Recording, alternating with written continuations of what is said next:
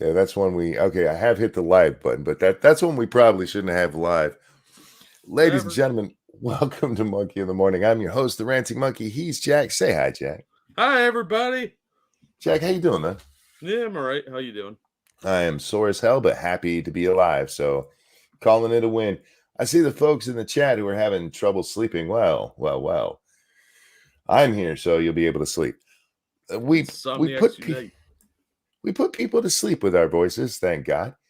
And This is we stuff. all right, I put people to sleep with my voice, and I'm okay with it. No, you lull them into the sleep lands. Guys, tell your friends, your family, that bitch you hate. If they got insomnia, come listen. We'll help them out. Yeah. Jack, what a world we live in, man. Uh-huh.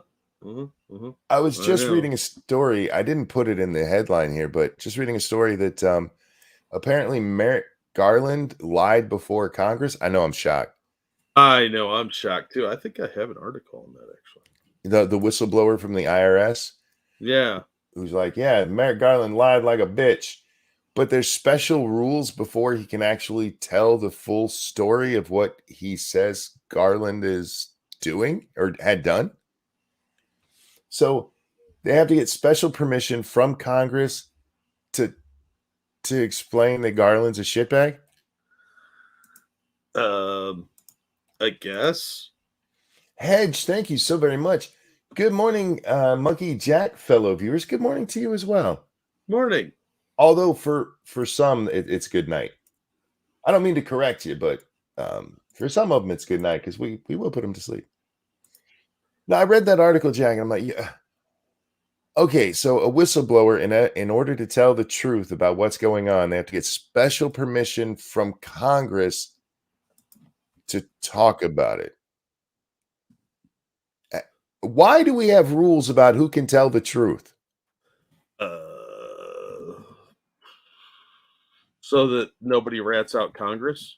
What kind of fucking Congress makes rules that, yeah, look, if you got some dirt on somebody, we're going to need you to get permission to tell it because, we just want to be sure.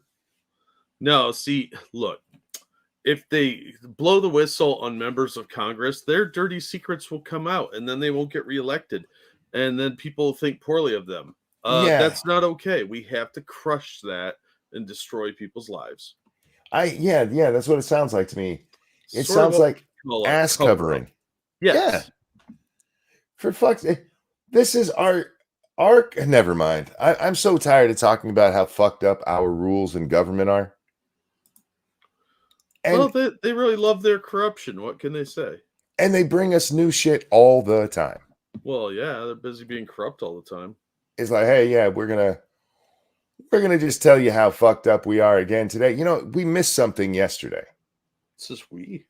Well, you were part of the show yesterday. Oh shit, I wasn't I? Yeah, you were. Yeah, you were. Damn it, we missed something. We did, and you brought it up as soon as the show was over. Oh. You know what I'm talking about. Not really, no. I don't remember 5 minutes ago half the time. You don't remember. My attention span is very formidable. You're not helping me here. I'm barely awake. One of us needs to be coherent for this show. I'm pretty sure. That's not going to happen, sir. And I think you know that by this point. We've been doing this for, 4 years now? Yeah, something like that. You should know better. Dax was the responsible one, and you replaced him. Okay, one. I did not replace Dax. Dax got one of them jobs that screwed everything up. He got a grown-up gig, like an adult. Ugh. And you were kind enough to be hanging out with me anyway, so you just kind of slid into that chair naturally. You're going to start rumors. I usurped him. You're going to start rumors that I fired Dax. No, I usurped him. Okay, that's much better. Yeah, anytime, it still stands that anytime Daxy wants to come on the show, he's allowed on the show. Well, yeah, because Dax is fucking awesome. Dax is awesome. All right, so, Jack, does this ring a bell? If you look at your screen. Yeah. Fettertard. Fettertard, remember, guys, we talked about how he was leaving his, what they said was suicide, well, depression. His depression quest, he had finished it. And one of the first things he's doing back is running a Drooling? subcommittee. Go ahead. I'm sorry, bud. Was he drooling? He said one of the Probably. first things he did, and I said drooling. That's why he has that beard underneath his mouth and no other facial hair. That's drool catcher. Makes it a lot harder to see the drool. Oh. Yeah. You didn't know that, did you? No, I did not. All right. Make sure we got sound all the way up. Yeah. Oh, let me guess. It starts with. You watched this. I know, I did. You sent it to me. I know, it's funny too. You should have heard my commentary. It's way inappropriate. Well, as long as it's not, rule breaking, have fun with it. The U.S. Senate Subcommittee on Food and Nutrition, Specialty Crops, Organics, and Research to order. Chairwoman Stabenow. I love that part because it's like somebody told him, when you get to this, move your hand to recognize Stabenow. Yeah. End of quote. Yes. It's so Pause unnatural. for applause. Oh my God. It literally had to be written into a speech. Oh, it was. It's so fucking unnatural. And Ranking Member Boozman, thank you so much for coming. He didn't get a hand wave. The Republican ranking member, he doesn't get one. No. Pirate Bob says, I'm not an animal. I'm a human being. I did the accent because you can't do an accent in just chat. Yeah, it's true. It's hard to sound potato-y that way. It really is. Very quickly. Thank you, Hedge. Here, because if I don't give you the same amount, I'll feel bad. Wake up, Jack. We need you to keep Monkey focused. Oh, no. That is, first of all, I don't sleep. But second of all, keeping Monkey focused, that's not possible. It's really not. And if you're looking for focus on this show, I have some really bad news. Anyhow. I thank you for your leadership on this committee, and I look forward to working with you to pass a farm bill. A farm bill that works for small farmers. I know you're not a Friends fan, but there's a scene in Friends where Ross is going to be, you tell the vegan Gaines needs to eat, meat Fetterman. Thank you so much. There's a scene in Friends. Ross is about to go do his first class at I think New York University. I forget. But he wants to read his speech to the gang. And it sounds a lot like this, just a little slightly less potato-y. And yeah, and Joey asked me, like, hey, is there naked women on those cards you read? And he goes, no, why? He goes, because I've never seen anybody pay that much attention to paper that didn't have naked women on it. And so Ross starts doing this thing where he'll read like a sentence and then look up real quickly. Fetterman's doing that right here. Yeah. I'm telling you, on that card, it says look up. Oh, it wouldn't surprise me at all. Communities and hungry Americans. See? I would also like to thank my ranking member, Senator Braun. There you go again. I look forward to working closely with you. SNAP is one of the most effective programs to fight hunger and poverty in the country. In my time. And poverty. Apparently, there's a problem with hunger and pottery in the country. Look, pottery is very fragile. And sometimes when you're making it, a ghost will come up behind you and start making out with you while shitty 60s songs are playing in the background.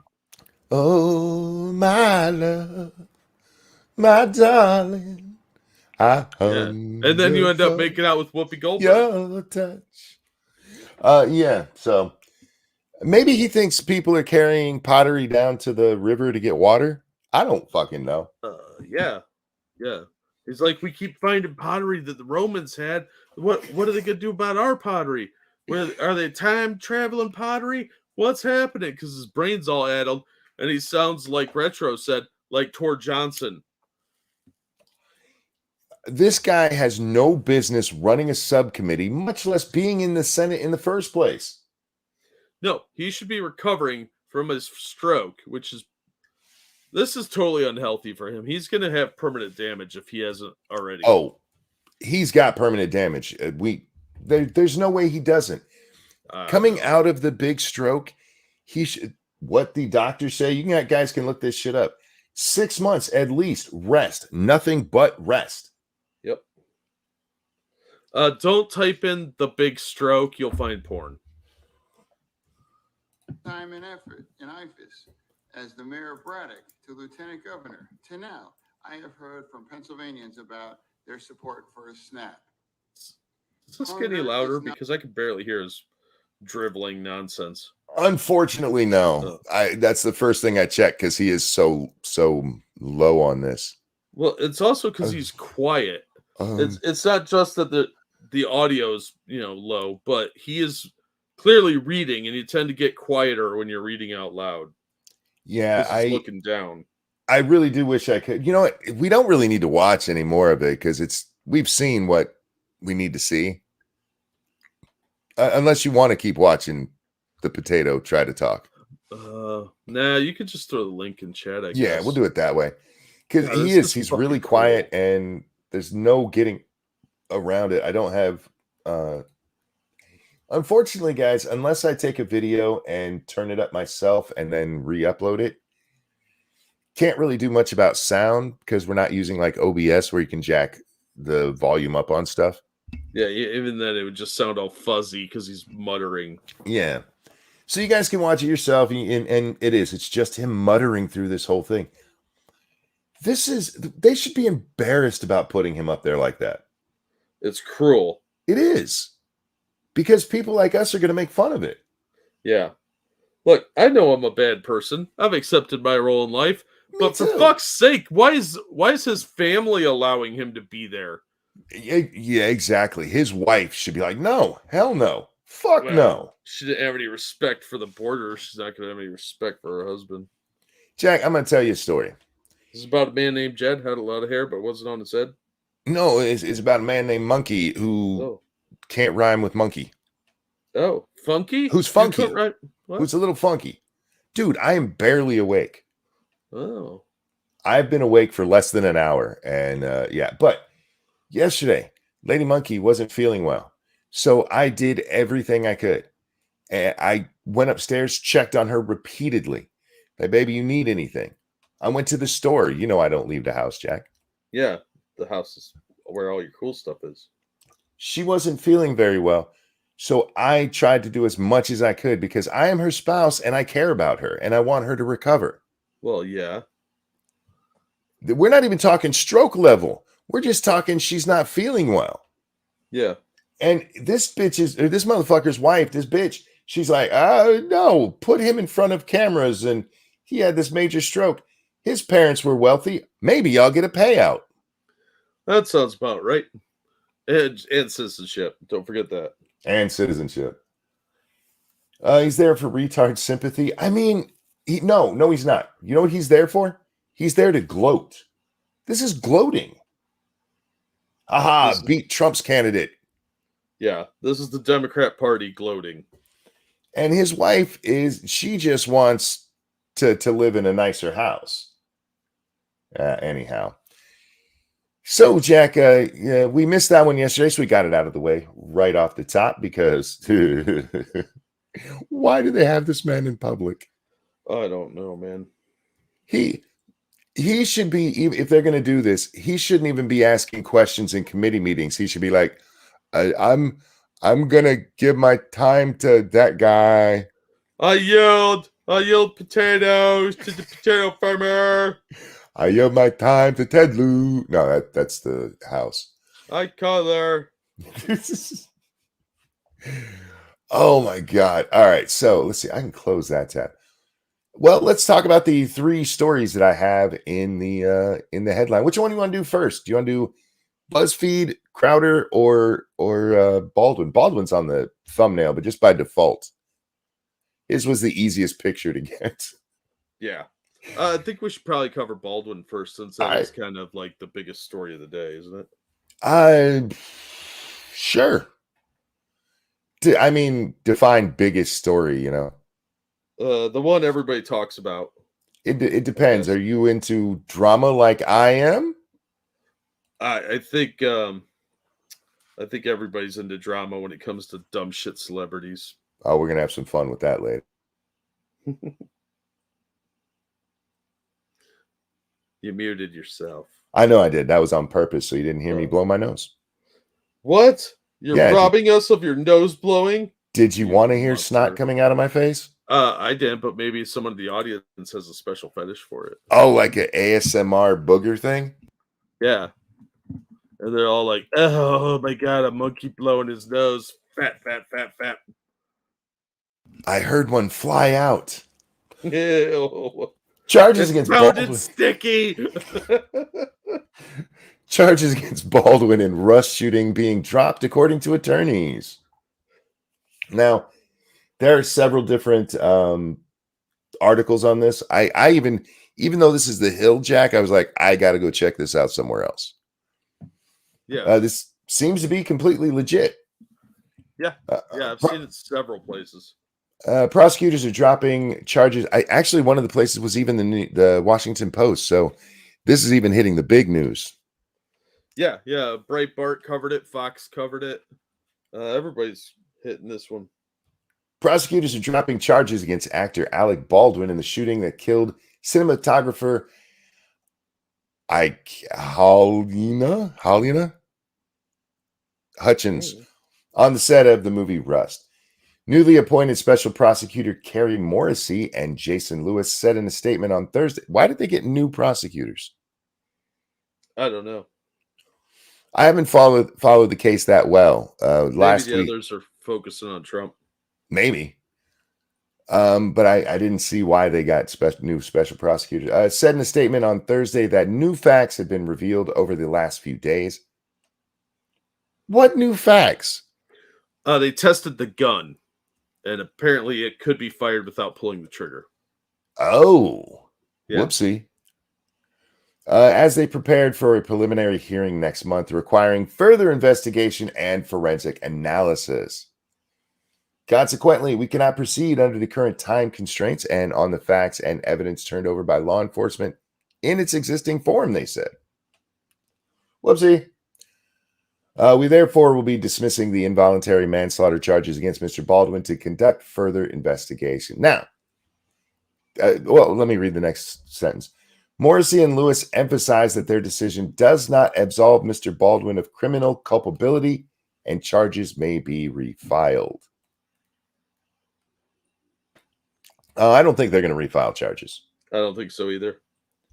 I think this is a way to get out of it because they think if they took this to a jury, they could get at least one person on that jury going, nah, it was an accident. You know what I mean? I think there's more likely to be one person on the jury that's like, I loved Glenn Ross. Oh, yeah, maybe. Or maybe Scribe ends up on it and he's like, hey, he was in The Hunt for Red October. No, I don't care what he did. It's a great movie. They already tested the gun and said it could not. Someone is lying. I hear you, Faithless. Like I said, I feel like this is just a way for them to try to drop the charges and be like, we just didn't have enough. Yeah, I think so too. Or it's because he's famous. They did some like focus group testing and they're like, we can't win. Yeah, I don't think they could have won this case. Not in front of a jury, maybe in front of a judge. Yeah. But especially if you get somebody who's political at all, especially somebody who hates Trump when Alec used to do the Trump thing. Yeah. Poor Scribble. I'm just fucking with Scribbles. He would have laughed at that. Somewhere Scribe is crying right now.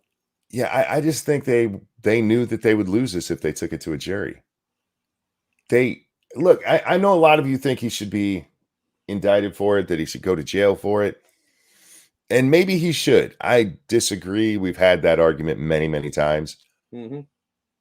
But I don't think that they could have won this case. I think they have a better case against Gutierrez, the chick that was supposed to be the armor.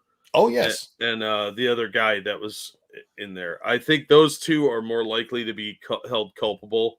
And that's usually how it works anyway. But was Alec irresponsible? Yeah, he didn't check the gun. But again, that's technically not his job. I don't know. I go back and forth on this. Mostly, I hate the guy and I think he got away with something. It feels very smarmy. I don't know what he got away with, but he's up to something. Maybe he killed some other people I don't know about. I don't know. But I think he's up to no good. And I think this is the problem they have with a case like this. It's kind of like the case with Trump up in New York. You can't get a fair jury here. No, you really can't, because he is very famous. And not just famous. He threw his hat into the whole fuck Trump ring. Yeah. And you're going to have people that's enough that, hey, they're just coming after him. Especially in New York. Yeah, I just don't see them actually winning that case. And so dropping it on these grounds, like, yeah, we threw that really hard with something in the trigger and it went off. You know what I mean? We put a stick in there to keep it from firing and it fired. Yeah, I don't think it was anywhere near that complicated. They were just like, this sucks. Let's just drop it. We can always say we're going to refile. Yep. We'll keep looking at it and then quietly just looking away again. So I just want to say, told you. He ain't going to jail for this shit. No, it's funny, but look, again, maybe I'm wrong, and I am willing to concede that. But actually proving the charges and not proving the charges, that's even misleading there. Getting somebody on that jury who likes Alec Baldwin to say, yes, he did something wrong. In this climate, I just don't see it happening. Yeah, if this was, I don't either. If this was some other celebrity who hasn't, gotten all political, maybe. But Alec, nah, man. He's he pretty much secured I can kill people if I want to just by the Saturday Night Live shit. Yeah. He made fun of Trump. He's good in my book. And I do think that's what it would have boiled down to. It wouldn't have boiled, absolutely. Yeah, it wouldn't have boiled down to what the evidence actually was. No, he just needs one idiot zealot on the jury, and I think maybe they should have just reduced the charge or something and got him on something, but I don't know. I don't know all their evidence, but I think he had a hand in some responsibility of checking that weapon, and whether it's in the acting rules or not. And you know what? There would have been people on the jury who were just like you. Yeah. And there would have been some who were like people in our audience like, fuck Alec Baldwin. Yeah, well, I don't like him as a person. I think he's a shitty person. But if he's innocent, he's innocent. I don't know. I'm just tired of this whole nonsense. If you look at it from one perspective, he got away with it. If you look at it from another, they were trying to frame him because he went after Trump. It was MAGA country. I don't know. Either way, charges have been dropped, and I just don't think they would have stuck. I mean, if I'm Alec Baldwin and they come to me with like, hey, how about we'll get you involuntary manslaughter, 5 years probation. I told them go fuck themselves. Let's go to court. Yeah. And again, not if it was me personally, because I probably would have went to jail. But him, absolutely. Yeah, you're not Alec Baldwin. I'm sorry. No, I know. I've never killed anyone. Yet. BuzzFeed News is shutting down. Dun dun dun. Speaking of a killing, BuzzFeed News is getting steltered. They're just ending it. The era-defining media outlet is closing down its once famed news arm CEO Jonah Peretti, sure, that's announced. A very cheerful way of looking at those hacks. Right. We went to the Daily Beast here because they would be the nicest about this, honestly. Yeah. because, birds of a feather and all that. Well, yeah. And we're reading this just so I can laugh, because BuzzFeed has been a shit bowl for a long time. Yeah. If you go back to, remember, a lot of the videos that I responded to were BuzzFeed news videos. News, air quotes. BuzzFeed is the one that told us that, I think it was Cohen, had the smoking gun against Trump. He knew what was going on. That we have evidence, undeniable proof. And every news outlet in the country went, they have undeniable proof, according to BuzzFeed. Yeah. We haven't checked this ourselves, but we're going to report it anyway. And that evidence turned out to be, what was it? Nothing. Oh, yeah. Look, they're not investigative reporters, Monkey. They're just news repeaters. They just repeat whatever they make up. Plus, I like this because it's from Justin Baragona, and he is a twat. I don't know if you know who he is. I run into him on Twitter from time to time. I don't follow him because he's a twat. But he has some really bad takes. So getting to laugh at his story about this is also fun for me. He probably had to really clench up a lot while he was typing this. BuzzFeed News is shutting down the once iconic media brand's founder and CEO, Jonah Peretti, announced in a company-wide memo on Thursday. Did you see the memo? No. The memo got posted online, and it was on Twitter, so it's in 4 little pieces. But they don't really get to BuzzFeed shutting down until the end of the first parts of this. They're like, yeah, so shit's not going well. We're gonna hang out with Huffington Post because that's profitable. And by the way, if you work at BuzzFeed, you don't have a job anymore. Might be a good time to update your resumes. We are reducing our current workforce by approximately 15% today across our business, content, tech, and admin teams. Beginning the process of closing BuzzFeed News. Oh, that's a kick in the nuts, isn't it? Yeah, this was an email that went out.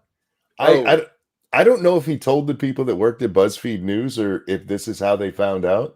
This is probably how they found out. They didn't even have a conference call or a Zoom meeting. Nah, you dude. could come in and watch, but you can't comment or do anything. You're just watching. Be like, oh, this can't be good. Oh, we're all fired. Fuck. Nah, bro. It was in an email. Finding out in an email, dude, that is... You think there was anybody at BuzzFeed News who was like, oh, I'll read my emails later, and then they were on, Yahoo or something, like, holy shit, what? And then they had to go back to their email. Their friends were texting them, dude, you got fired. And you're like, fuck you, you're pranking me. It's not funny, man. The CEO also told staff if they had received the email, you are not impacted by today's changes. Okay, so the people who got fired did not get the email. Wow. Well, they probably don't have an email anymore. That's true. Why did this show up in my Yahoo account? Oh, fuck. Additionally, besides the shuttering of BuzzFeed News, Peretti said that the company's CRO, Edgar Hernandez, and COO, Christian Baszler, had also decided to leave BuzzFeed. Yeah, decided by getting a pink slip. Yeah. I'm sorry, you're fired. Oh, no, I'm staying here. To leave. I'm staying. Both would be exiting within the next few weeks. What is a CRO? Chief Resource Officer, maybe? Oh, maybe, yeah. I've heard of a COO before, never a CRO. BuzzFeed News had long been on life support. The company-wide layoffs and elimination of the news operation come just months after BuzzFeed had laid off 12% of its staff in a cost-cutting measure. And then another 15 on top of that. Ooh. Oh, real quick. Thank you, Keldrick. BuzzFeed was iconic because it was iconically garbage. That's a fact. That is fair. I'm pretty sure there's no deception there. That's just science. Let me just put this out there. There's a lot of liberal news organizations out there, Jack. Tons of them, in fact. And they're all suffering. They are all suffering because Trump is not president anymore.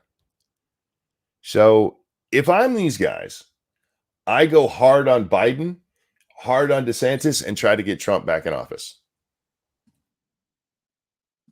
Because all of this shit has been happening since he left. Oh yeah, they've destroyed themselves because they don't know anything else to talk about. Well, you can't even talk about the Trump supporters because what about Biden? You going to pay attention to what's going on?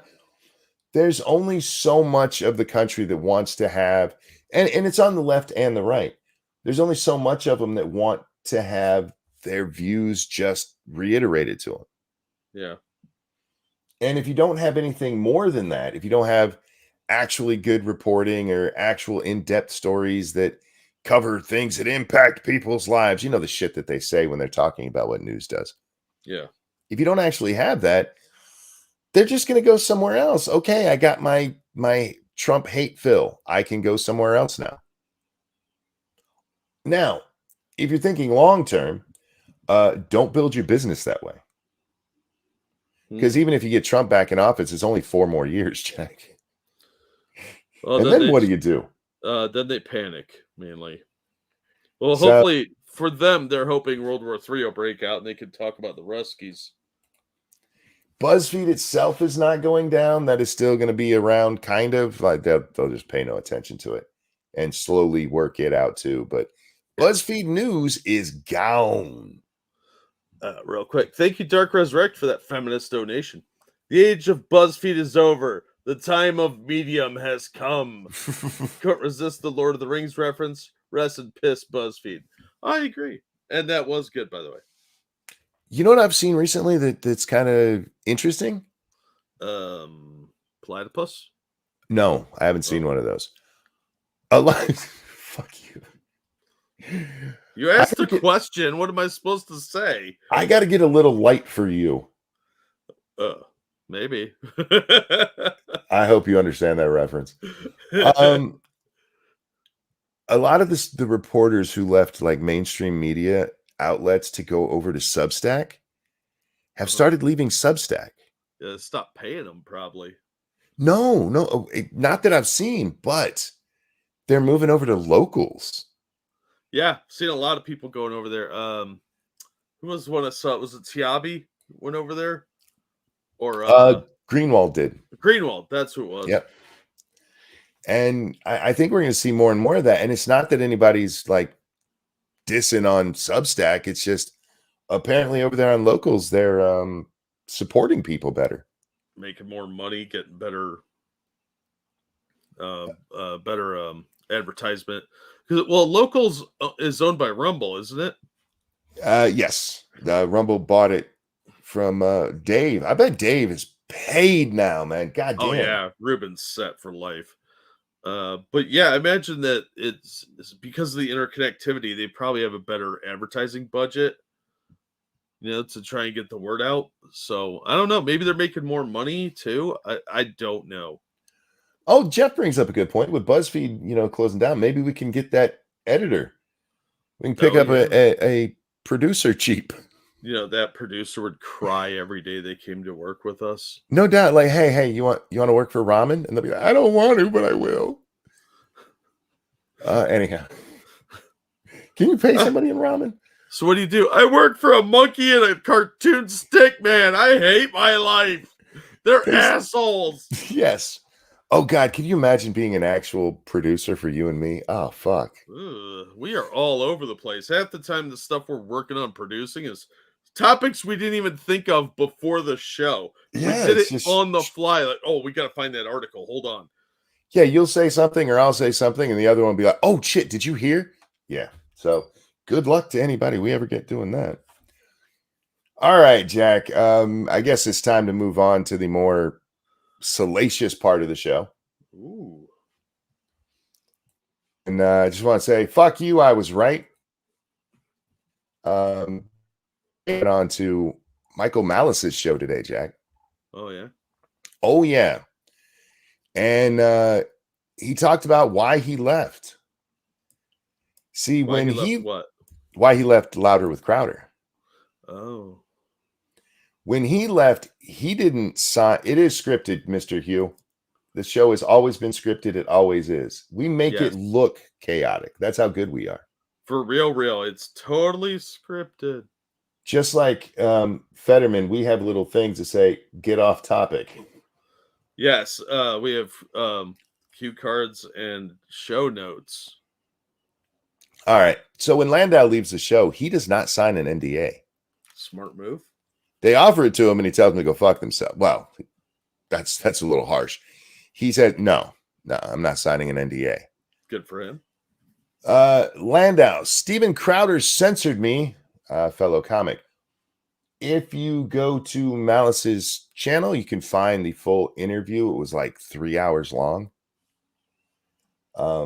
They talk first about the fact that Landau, he now has a show over on The Blaze with Quarter Black Garrett. Wow. Yeah. Wow, that's a little kick in the dick to Crowder, isn't it? I mean, yeah, kind of, but not really, because it's not the same kind of show. If you go to Landau's, I'm trying to remember the name of it because it's DT Landau, I think. If you go to his YouTube, you can see basically an episode of what they're going to be doing. It's kind of a skit show. Oh. Some of it was funny and some of it was like, what the hell are you doing? Like they have this one part. You remember that movie where if you took a picture on your phone, you could see the ghost in your house? Oh yeah, what was that? Insidious or Sinister? One of those. Yeah, two. I get them mixed up. It's a take on that, and then the demon molesters show up, and they basically hump your demons away. That's kind of funny. It's funny, but it's like one, they take the joke way too long. Yeah, that's always the problem with comedy. You got timing is everything. You got to know when to pull it back. But they also do a wonderful, at the very beginning of it, they do a wonderful little support group with people who've had bad things happen to them. And, it's all the normal shit we would hear today. And then this Muslim guy starts speaking up about how his wife got killed. They killed my wife. They're like, oh, you don't own her. It's great. But again, it just takes too long. But the Blaze picked it up. They bought it from them, and they're going to be making that series over there. And then they get in to why Landau left the show. And basically, it's because Crowder's a control freak. What? Hold on. Let me be shocked. Steven Crowder said he went public with his Daily Wire contract dispute for vital reasons. The website's initial contract to Crowder, valued at $50 million for 4 years, said he'd get paid less if his show got censored by big tech platforms like YouTube. That's why Crowder signed a deal with Rumble, a free speech alternative to YouTube. That kind of censorship, Crowder warned, cannot stand. That's called foreshadowing. Oh, well, yeah, it's a good thing they didn't call it foreskinnery. Now, former Louder with Crowder co-host David Landau says Crowder routinely censored his commentary on the video podcast and worse. Landau opened up about leaving the popular show on You're Welcome with Michael Malice. Landau shared how he knows how to be a co-host in the modern era, witness his work alongside radio legend Anthony Cumia on Compound Media. I didn't realize he'd been on there. I've never watched or listened. Yeah, he got kind of poached from Anthony, is my understanding of it. He similarly supported Crowder during the time together, but in the final months of their professional relationship, Crowder kept Landau on a tight leash. Quote, I have been more censored as things went on. For example, I couldn't use the word ejaculate. That is true. What? Yeah. Apparently, on the show, he gives like several examples of the things he was allowed to say instead of ejaculate. I don't know. What? Why ejaculate? What? I don't understand. That's like a technical term. Because Dave makes a lot of cum jokes, apparently. Yeah. Yeah. So I mean, is he still allowed to use like splooge and No. baby batter? No. The ones that he had to use were like it. If I had just heard them, I wouldn't realize that's what he was talking about. Lame. Yeah. Bunch of fucking Puritans over there. The restrictions didn't stop there. Landau alleged that Crowder had a dump-style button to silence him if he spoke too much on the show. A light was put into the studio. Was it a cum dump button? Yes. A light was put into the studio. It was his rant button. It was basically a Dave don't talk button, Landau recalled, of both the button and the light flashing when it was deployed. I'm surprised you don't have one of those for me. When it was hit, I wasn't supposed to talk, and Crowder would press it. Now, I want to stop here just to be fair to Crowder. According to Dave, they claimed that they've had that light all along and that it wasn't put in just for him. No, but they were using it for something else, I bet. And then they're like, all right, this is specifically your light. This is Dave's light. Tell him to shut the fuck up. Now, as somebody who watched a lot of Crowder, especially during the Landau days, you can definitely tell when this kind of stuff happened because Dave would suddenly get quiet for no reason. Yeah. Look, I think Crowder was upset that Dave is funnier than he is. I really do. Yeah, I would guess that was the entire thing. It's called Louder with Crowder, not Louder with Landau. And yeah, you know what? If people are watching for Dave, you want to keep him on. Oh, yeah. This is why I don't have a light for you, Jack. The audience loves you. And if you get into something that you're passionate about or that is funny, why would I step on you for that? Well, you're not a controlling dickbag, or I wouldn't have lasted this long, quite honestly. So, yeah, that's why, because Crowder's a control freak. All right. I know my job. I know that he talks a lot. I know that he's the star of the show. I know when to sit back. It's what I did with Anthony Cumia for years. It's what I do. I'm not trying to steamroll him. It's just, hey, don't be funnier than Crowder. That's the truth. I mean, it sounds bitter, but I knew it was true because I was pulled aside and it was said, make sure if you're doing a rant or riffing, he gets the last word. Now, that's an ego right there, though. Yeah, and well, Malice follows up. You were told this explicitly, Malice asked? Yes. Even if I did have a funnier joke, I'd just leave it out. It was important for the fans to not hear it. I always thought it was my job as a comedian to leave out the good one, Landau deadpan. He was being serious here. He's like, I had jokes that I thought were funnier, but remember, you gotta let Steve have the last word. Oh, that's so fucking gay. And I don't mean that in the homosexual way. I mean that grow the fuck up, dude. Oh, hey, you're funnier than me. Knock it off, man. Oh, what a baby. God. I think Daily Wire dodged a bullet. Somebody who's so pro free speech, sorry, and non-censorship, he was really censorship of me, he added. The Michigan native later said Crowder's censorial mood extended to fellow comic Matt McClowry. Landau planned a stand-up comedy special in Dallas, and Crowder asked to join the lineup. Landau agreed, knowing his colleague would help promote it. The initial show became 2 sold-out shows thanks to Crowder's connection. McClowry, an off-screen Landau pal, opened both shows with material that earned a standing ovation. Landau then asked Crowder if McClowry could co-host Louder with Crowder on a day that Crowder wouldn't be there. Crowder agreed. Later, Landau learned McClowry had been blocked from that guest hosting gig without explanation. Yeah, he sounds like he's a diva, which I said early on in this whole Crowder saga.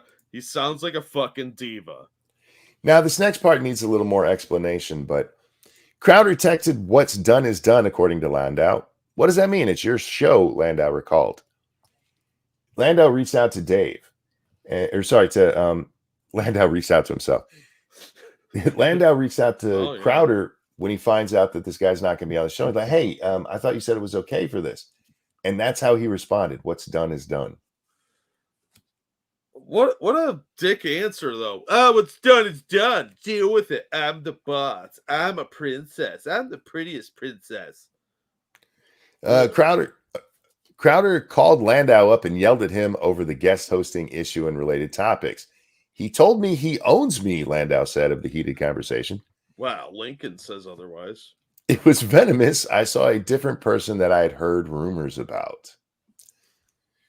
Then he said that Matt McLaury couldn't do his routine's closing bit, which is a killer because it's too dirty, if it were going to be on tour together. There was a projection about how he was angry about how well that bit did. God, what a fucking diva. Yeah, the bit in question was a personal anecdote about McLaury's, I think I'm saying his name right, high school wrestling days and his Asperger's syndrome. Crowder allegedly would tell Landau before their live performances to let's clean it up, despite the latter's perchance for dark adult material. Why? This has been me for 20 years, Landau said. And you know what? That's the end of the article. And this doesn't really cover everything. I do recommend watching the video if you guys want to know more about it. Michael Malice, look it up on YouTube. Yeah, this comes through as him being just a controlling dick. And I'm the star of the show. Diva material, you know? It sounds like it. Just reinforces what my impression of him has been for a very long time. Yeah. Like, excuse me, we need to clean this up because it's going to affect my reputation, even though it's your show and your gig, your tour. It impacts my branding. Well, then don't be there, dickhead. There's a lot that's left out there. Like they instituted you can't be late more than 5 minutes. And I've broken that rule like 8 times. Crowder breaks that fucking rule. Hate fact. He's the star, though. He's allowed. He's allowed. If you're late more than 5 minutes, you're sent home and not paid for the day. What? Yeah. Wow. If we did that every time we were allegedly late, we'd never make any money. Well, put this with any of the restrictions that were put on Crowder with the Daily Wire contract. Remember how upset he was? We wouldn't make any money. You literally would be. And Malice asked Dave, how often were you late? He said once. Now, I don't know if that's true. That's Landau's telling of it. He was late to the show, but not late to when he was supposed to show up for work. And the difference there is, recording time. Yeah. Which, by the way, Steven is late too. Like, Steven was late today. He was like 25 minutes late today. Wow. Yeah. Landau signed a contract to Bottom. Stick it out, Dave. Dave said he was willing to do it.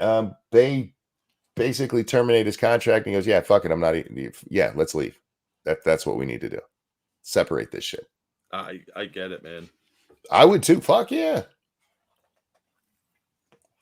Now, I may be a little biased. This might be some confirmation bias for me, Jack, and I'm willing to admit that. Because I think Steven could be funny. I liked Louder with Crowder. I haven't watched it since it's been on Rumble, really. I watched a little bit of it a couple of days ago and a little bit today. It's not as good without Dave on there. It's just not. He does a lot better when he has other people on who are funny. Yeah, then they can play off each other. Yeah, when he has like the what are their names? The Hodgins twins. It's great to watch those episodes. But like the comedian he had on today, what's his name? Really dirty comedian too. I'm surprised he's working with him. But it wasn't funny. Hodge twins, thank you. I screw up their names all the time. Kevin and Keith, how about that? Nick DiPaolo, thank you, Pirate Bob. Nick DiPaolo. it just wasn't as funny. And Gerald's back to being his stiff self. Well, he probably gets a light if he doesn't. The best part about Landau being on Louder with Crowder was how Gerald opened up, because Gerald is stiff as fuck. Yeah, he's probably terrified now. But if you watched them or watched it with Landau, he was opening up, and the two of them joked with each other quite often, taking shots at each other. It was a lot more fun. And I think that we saw who Crowder was during the whole Daily Wire thing. Yeah. Him coming out and being like, yeah, they're trying to they're helping silence conservative voices. It was a money thing. We all know it. If you're being honest, it was a money thing. You wanted more money, and instead of just asking for more, you knew there were other options out there, and that drama sells. That's what happened in the Daily Wire thing. Yeah, well, it did work. I mean, he probably got a lot more money out of Rumble. But, oh yeah. It also generated a following list, and he made Daily Wire look really bad. Oh yeah, and for that following list, look, he said, if you sign up for this, we're just going to tell you where we are. It's not going to be something that hits your email all the time. You know what they started doing? Started hitting your email all the time? Yep. Yes, they did. Oh, hold on. Let me find my bag of shocked faces. I had to order some more again. So again, this is Dave's telling of it, which is of course going to be more nice to himself. No matter how much you try to be honest, you're gonna see it from your perspective. Yeah. But they gave him a light to tell him to shut up. What the fuck? I'd have broke that fucking thing. Every time, if this were us, and every time you did that, I'd be like, there are 4 lights. Yes. I would do that every single time until you fired me. No, if there's something that I need to get out of, hey, 1 second. That's all I do. Like, dude, yeah, give me a second so I can finish this. We play off each other pretty well. We have good bands, and you're not a dickhead. Not like that. Holy I'm not that. Yeah. Shit. I'm not that kind of dickhead. I'm not. I want to provide a good show for the audience. And if that is you telling a better joke than me, I'm happy for that. Right? As long as the audience is having a good time. Yeah. That's the important part. People get too wrapped up in their own egos and their own bullshit. Now, the one thing that I am curious about, because I did watch quite a bit of this live, Tim Pool was in the chat. Oh, yeah? Yeah, and it was the Tim Pool. It was Timcast with the little gray bars, so you know that they got over 100,000 people. Yeah, he was in there. He's like, what's going on here? He's got to stick his little beanie into everything, doesn't he? He does. And I'm very curious if he's going to have Crowder back on, or asked to have Crowder back on to discuss this. Oh, he likes drama, and he likes the attention it brings, so he probably will. I'm very curious what he'll say about it, because he went to the mat for Steven. He let Candace Owens say what she wanted to, and then basically bitch slapped her behind her back when she brought Steven on. Yeah, well, he had to cup the balls and massage the shaft, so. I mean, Dave did have a tendency to say things that could easily get Crowder booted from YouTube. As far as I know, none of his ever got him booted, though. Gerald's did, and Stevens did. Did Dave ever get him in trouble? They probably got in trouble, like some demonetization or something. I don't remember that either. Like one episode being demonetized. How often do we actually? Every episode. So we need to we need to talk about that too. And it's kind of that's actually probably a good segue, Jack, to people getting in trouble on YouTube.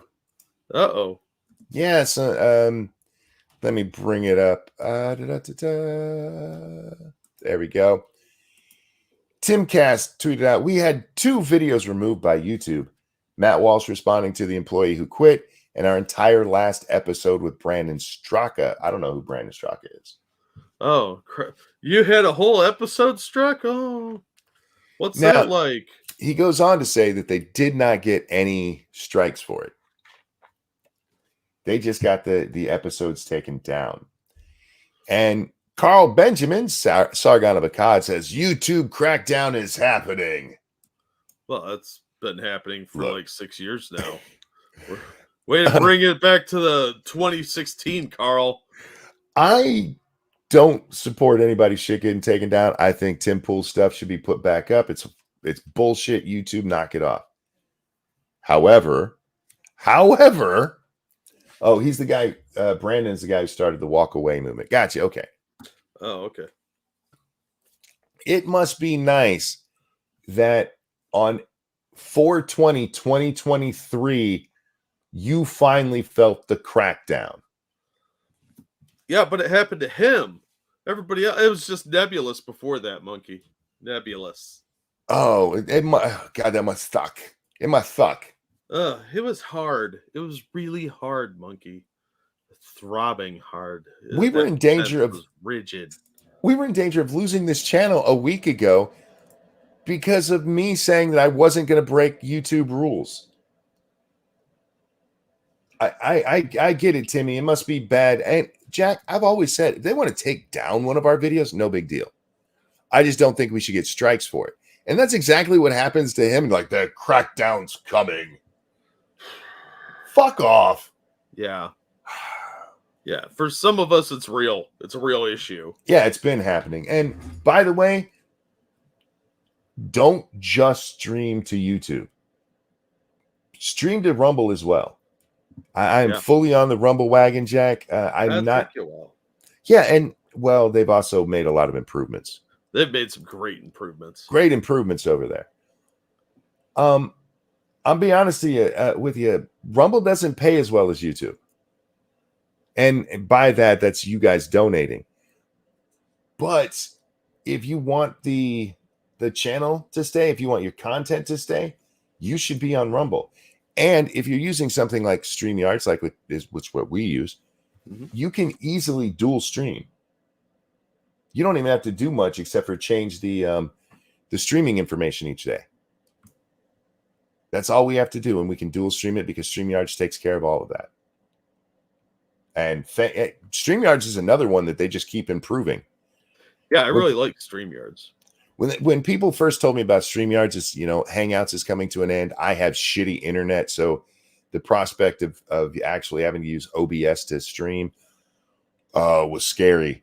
And they're like, no, try StreamYards, try it. And I'm like, all right, I'll try it. And it worked. So we started using it, but they've continually improved it over the years. It's one of the few services I don't mind paying for. Yeah, the one issue with StreamYards, if you go over there, is that if you don't subscribe to it, or I guess subscribe's the right word. If you don't pay for it, you can only stream like 8 times a month or something like that. Yeah, but still, that's twice a week. You bitch about changing that Rumble. I don't bitch about changing that. I do wish they would give us our dedicated like stream keys and all that, but I'm okay with changing it. Real quick, thank you, Keldrick. Do you think Tim Pool wears a beanie to hide the giant peen tip that is his head? It's quite possible, and I rule nothing out. So I don't think it's the balding. I think it's a gimmick of some kind, but it might be some sort of weird condom. I don't know. He doesn't want to get the world pregnant. I think. Have you seen him without the beanie? Yeah, he's got kind of a round head. If you've seen Tim Pool without the beanie, you know why he wears the beanie. Because he looks like Charlie Brown. Because he looks like he drives a candy van. Well, there's that. But I was thinking he just had a very bouncy ball type head that reminded me vaguely of Korean Charlie Brown. Tailfin says Rumble's very corrupt in who they promote on their homepage. I'll be honest with you, I don't know who's on their homepage.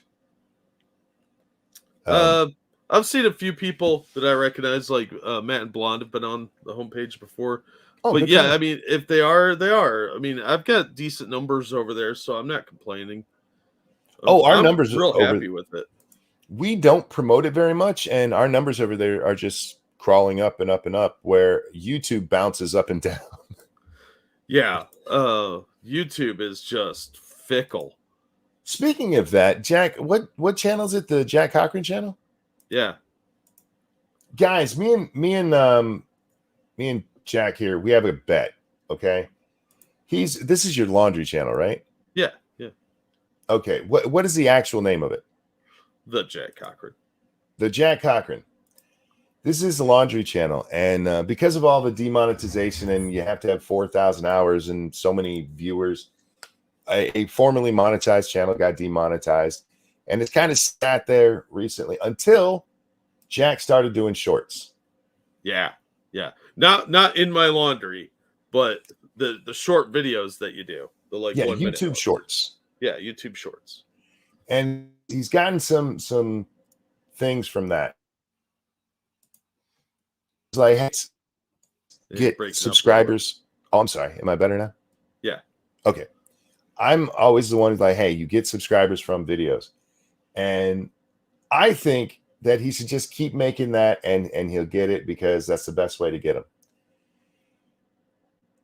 Or you guys could go subscribe. Now, I'm never wrong. So I do not think that our audience could go over there and subscribe enough to match the 66 new subscribers you've gotten through shorts. I think shorts is the best way to go. I don't think the audience, if you put the link in there, thank you. I don't think the audience will go over there and prove me wrong and subscribe to you. Because who wants to watch laundry? Well, I have trail cam videos up there too, and that you could watch deer running around in my yard being dickheads. Yeah. But I mean, if you guys want to prove me wrong, you could go over there and subscribe to his channel so we can get that monetized. Like it used to be. I still, YouTube needs to fix that. 1,000 people. Fuck off. How old is that channel, Jack? 2011, I want to say. Yeah, So, 2011. 12 years old. Mm-hmm. It used to be monetized, and they're like, no, we have to do shit. I used to pay for my laundry with the money I got from it. So Hey, it was self-fulfilling. Hey, Camel says, I'm a sucker for reverse psychology sub. Prove me wrong. I know there's a lot of you who want to prove me wrong. I think that the shorts is the way to go. Audience manipulation by playing the opposite game. Well played. I'm not playing any. What are you talking about? What are you talking about? You guys, you're crazy. You're How crazy. dare you? We are totally not gaslighting you. How dare you? But thank you to everybody that subbed. Go over there, sub to the Jack Cochran. The link is in your chat.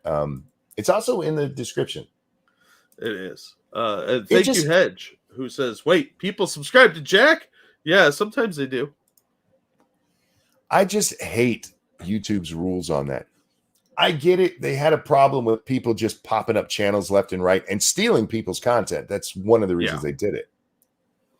But 1,000 and 4,000 watch hours, really? What's sad is I've been at the 4,000 hours mark before, and right now I'm at like 3,900. So I'm super close on that. But that 1,000 subscribers, dude, until I started doing the animal shorts or the trail cam videos, because it was before I started doing the shorts, I was gaining no traction. And I get thousands of views on my laundry, just no one was subscribing. Thank you, Keldrig. Congratulations, Jack. Your channel is officially too old for Biden. Right? That's actually a selling point at this point. You're safe. You're safe, channel.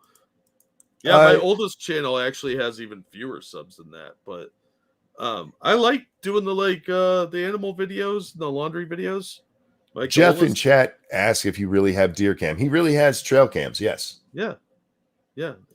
I'll drop a link to one right now. I started just doing them as shorts because the trail cam only records for 60 seconds, and usually the animals wander off by then. But my favorite one that I've filmed so far is coming up at the end of the month. It's number 39. Oh, cool. And it's got a kitty cat in it. It does something really cool. Yeah.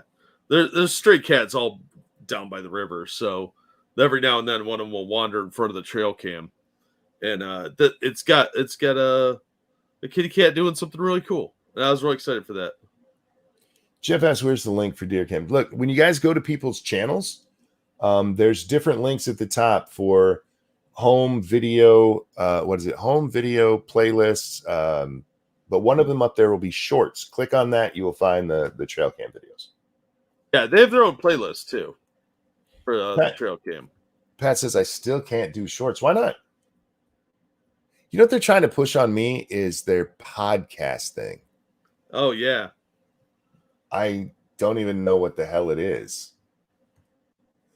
You need to paint a crosshair on the camera lens, Jack. I like that idea. Could do that in post if you're doing it on computer.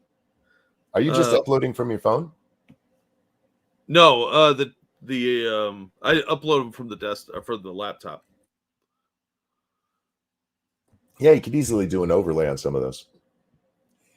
Anyhow, guys, go check out that channel, sub to it.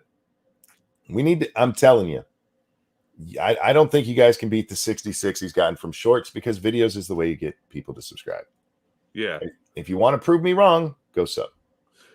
Ori said I should cut up the live streams. It's a different channel. The Mr. Jack channel is different than the one I'm talking about. Because the Mr. Jack channel will never get monetized because of the stuff I talk about on there. Yeah. You're more likely to have a video taken down to get monetized over there. Yeah. In fact, I'm thinking of starting to take them down after a while, because if I'm never going to monetize the channel, they'll all be on Rumble still, but there's no point. There's no point in trying to monetize a political channel at this point. Not on YouTube anyway, because they're never going to let it happen. And on Rumble, you get monetized pretty easily. Yeah. Yeah, Rumble, you're monetized right out of the gate. YouTube really should just change that. Lower it. I understand, but those channels that they were talking about, the ones that would come in and steal, they couldn't get 10 subscribers. You didn't have to make it 1,000. That was just ridiculous. That was just to keep, smaller channels who were doing okay off, because that was a lot of the political channels at the time. Yep, it was gatekeeping. Yep, absolutely it was. And then they could work the algorithm so it favored certain political content that went up, and the rest got buried. So they'd never achieve those hours and numbers. Excuse me. I like having a channel with non-political stuff on it. So, and I've got like 4 of those. So it'd be nice to. Yeah, I like the trail cam videos too, Tripper. I think those are fun. I like looking at animals. I just don't want to interact with them in real life. So yeah, if you like trail cams, go check that out. Jack, I want to introduce you to one of the worst women I've ever heard about. Oh, you've met my ex, I see. My boyfriend's cancer battle was ruining my mental health, so I left him.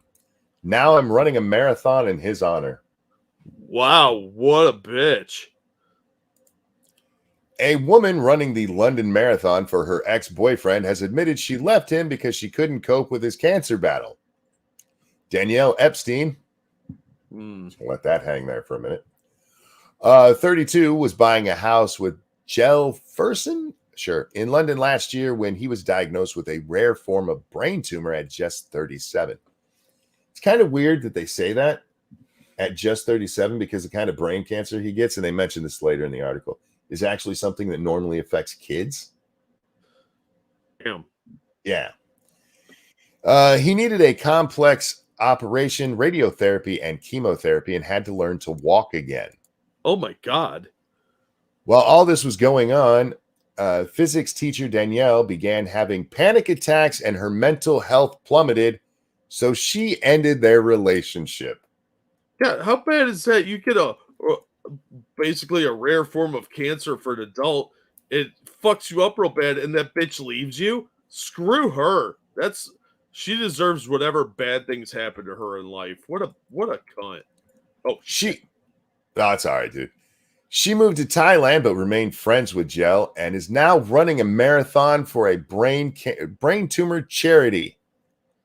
She said she's still figuring out her friendship with Jell, adding, I felt like the most awful person because you are an awful person. I'm surprised she didn't get human trafficked in Thailand. Is she hot? Because No. Oh, Leaving somebody Rumor. because they have cancer, but it was damaging my mental health and it wasn't helping Joe. Oh my God, it's all about me. Look how important I am. It hurt my feelings. I think he felt with brain cancer. The couple were buying a house in Palmer Green, North London, when Jell, who works as a Google software engineer, began vomiting and having dizzy spells.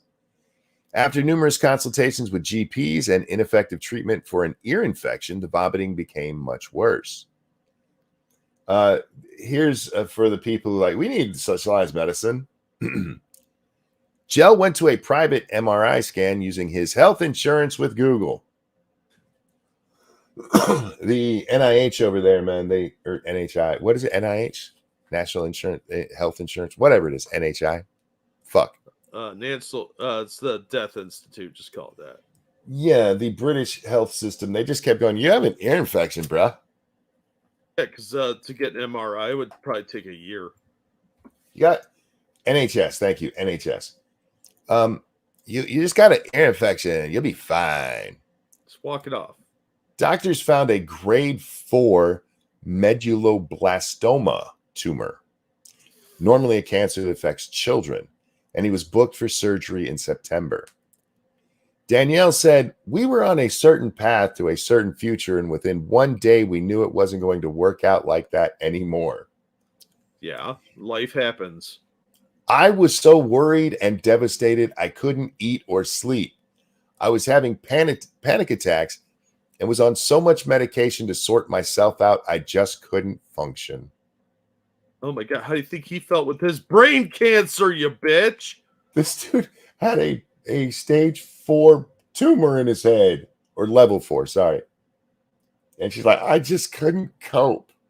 I can't deal with this. I gotta go eat, pray, love, and I just can't cope. I can't deal. I'm gonna ditch you during the worst time of your life. Realizing they had to split up, she moved to Thailand with her father. But she has stayed friends with Joe and kept up to date with his recovery. She probably stayed Facebook friends, and if that dude's still talking to her, he needs to stop. Oh, That's dude, not he good is. for him. He is. Yeah. Following his operation, Joe had nerve damage that paralyzed the right side of his face, leading to a squint that causes double vision. He also can't Ooh. fully close his eyes and must use drops and ointments. Oh God, I've done that. It's fucking awful. Lady Monkey often sleeps with her eyes open, and it's freaky as shit. But Yeah. but because of that, when she has worn contacts before they'll give them to her, she has to put this eye Vaseline into her eyes. Yeah. Oh, fuck that. Yeah, I had to do that for a while. I had a corneal erosion. Ooh. It's like a cut on your eye. And I had that for 2.5 years. And every night had to put eye cream in. Explaining her decision to run the London Marathon in his name for brain tumor research, she said, I felt so helpless watching all this unfold, so I knew I had to do something. You know what probably would have been more appreciated would be, I don't know, helping him with his life. Helping I'm him going to run a relearn, marathon for you. Fuck you. helping him relearn to walk, or, helping him at home right after the surgery. There's the surgery scar. Check that shit out. They went in right next to the brain stem. Jesus Christ. Yeah, that's dangerous as shit. Yeah, it's going to leave him with some wicked looking scars. It's going to be harming him forever. I'm not a runner, but Jell has done marathons before, so I thought it would be a challenge for me and a nice tribute to him, and it felt like something to aim towards. Fuck this bitch. This bitch is a horrible fucking person. Horrible person. Yeah, that is the epitome of the modern feminist mentality of, I don't need no man. She's just an evil person. You ditch somebody when they have something that I understand it's traumatic. Trust me, I've been there. But dear God, to bail on the person you supposedly love like that, you didn't love him at all. They were going to get a house together, Jack. That's how Yeah. serious this relationship was. Yeah, like Evil One said in chat, she was serious until the Google money ran out. Yep.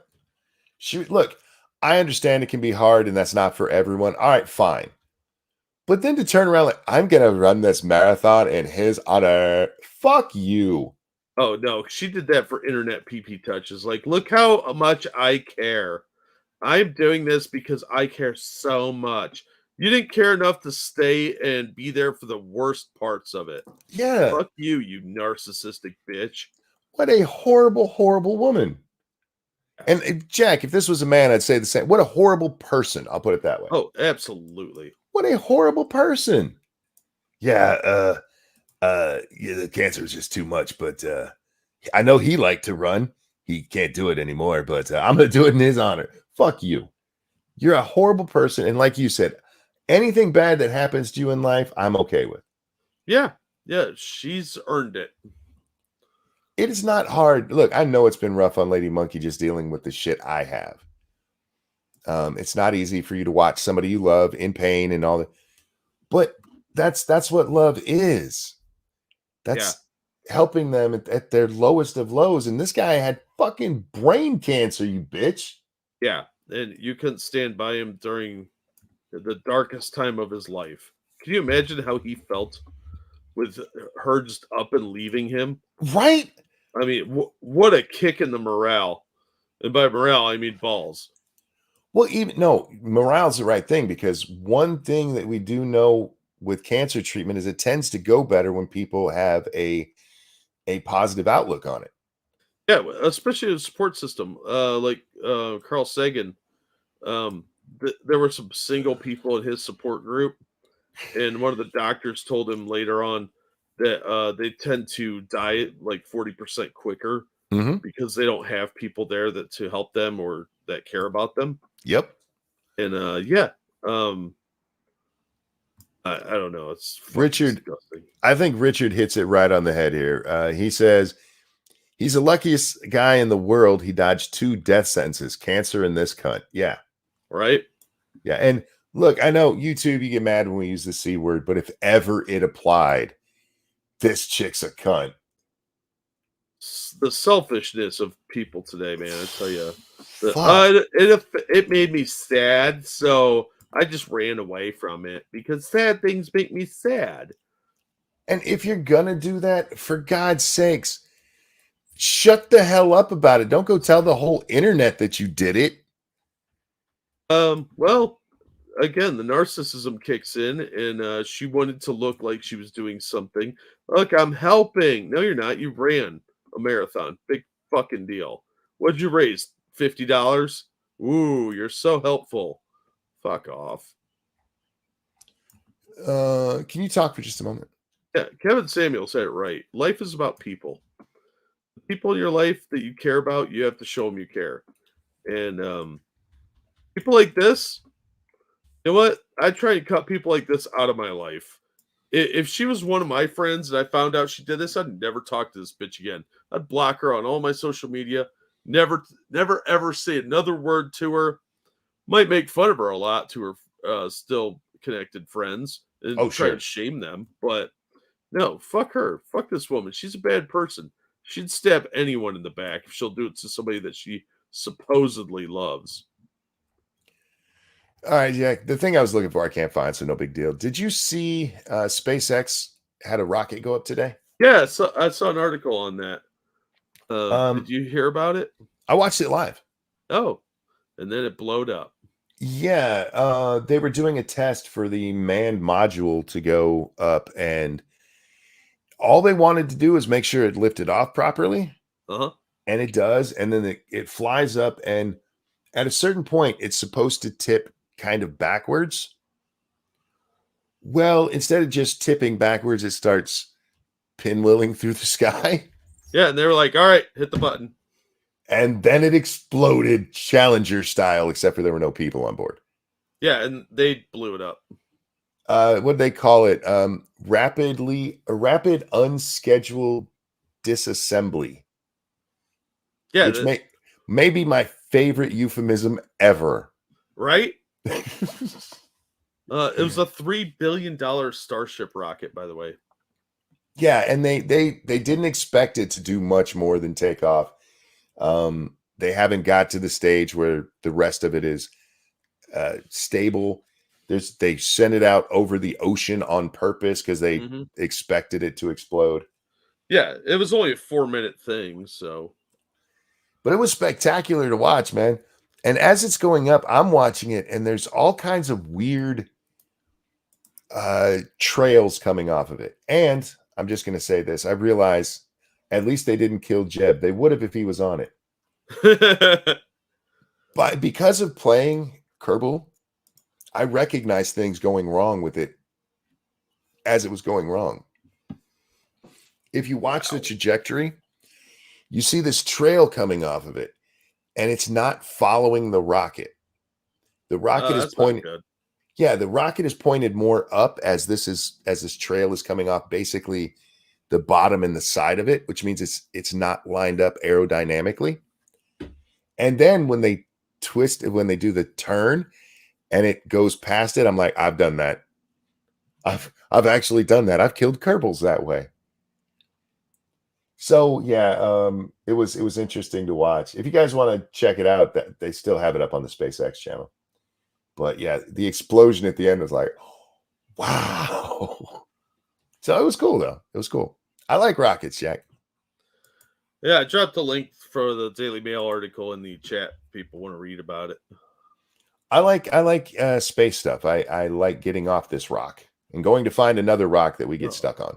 Yeah, absolutely. I just want to know if they had to fight over who got to hit the button to blow it up. Probably. You know what? They probably let several people do it at once, like slapjack style. Yeah, they were doing like rock paper scissors just to get in there because everybody wanted to hit that fucking button. If you watch when the Starship takes off, there's a lot of junk it blew up. Now we know that it was reinforced concrete that with the rocket was ripping up into the engines. Is that what that shit was? Fuck. Yeah, that rocket was powerful. It takes a moment to engage and actually lift off, but yeah, it was cool. Well, Monk, I like getting off too. Who doesn't, Merle? Oh yeah, those asexual people are like, I don't even like the sex. You need to see a doctor. Zelensky tells NATO it's time to invite Ukraine into the alliance. Go fuck yourself, you corrupt piece of shit. Oh, was that out loud? We're supposed to be on his side, right? Yeah. Yeah, I forgot about that. My bad. Zelensky is the most perfect person ever. I'm going to say the same thing that Biden told him back in 2021. No, you're corrupt. Go fuck yourself. And if we pull them into the alliance, that means immediate world war. Yeah, absolutely. So anybody out there who's on that fucker's side is like, yes, we need to bring him into NATO. You are going to bring about nuclear winter. You realize that, right? Because we would immediately have to go to war. Yeah. All of NATO. Yeah. Well, it'd mostly just be us because most of NATO doesn't have shit for an army anymore. Oh, that's true too. Have to get that EU army in there. Sorry, you're not an asset to the alliance. Look, man, it's supposed to be a buffer zone anyway. That's part of what this was all about to begin with. Yeah. And yeah, no, go fuck yourself, you corrupt piece of shit. They're supposed to decide. Turkey is waiting. Turkey's the final decision on whether Sweden, I think it is, gets in. Oh yeah, that's supposed to be coming up here soon too. Stop letting people in. We can't be everybody's military because that's what it always ends up in. Is we do all the bitch work. Excuse me. Yeah, it's what they. NATO, when it starts out, is supposed to just be a buffer from a new Hitler because that shit kept happening. And okay, but it's outlived its utility unless you want us to be the world police. And then they bitch when we're the world police. Pick one. Yeah, they bitch because they're pissing away all their money on social services that don't really do anything. But yeah, whenever there's a military thing, they have us do it, and then they complain about it. All right, I got to go on to some gaming news, Jack.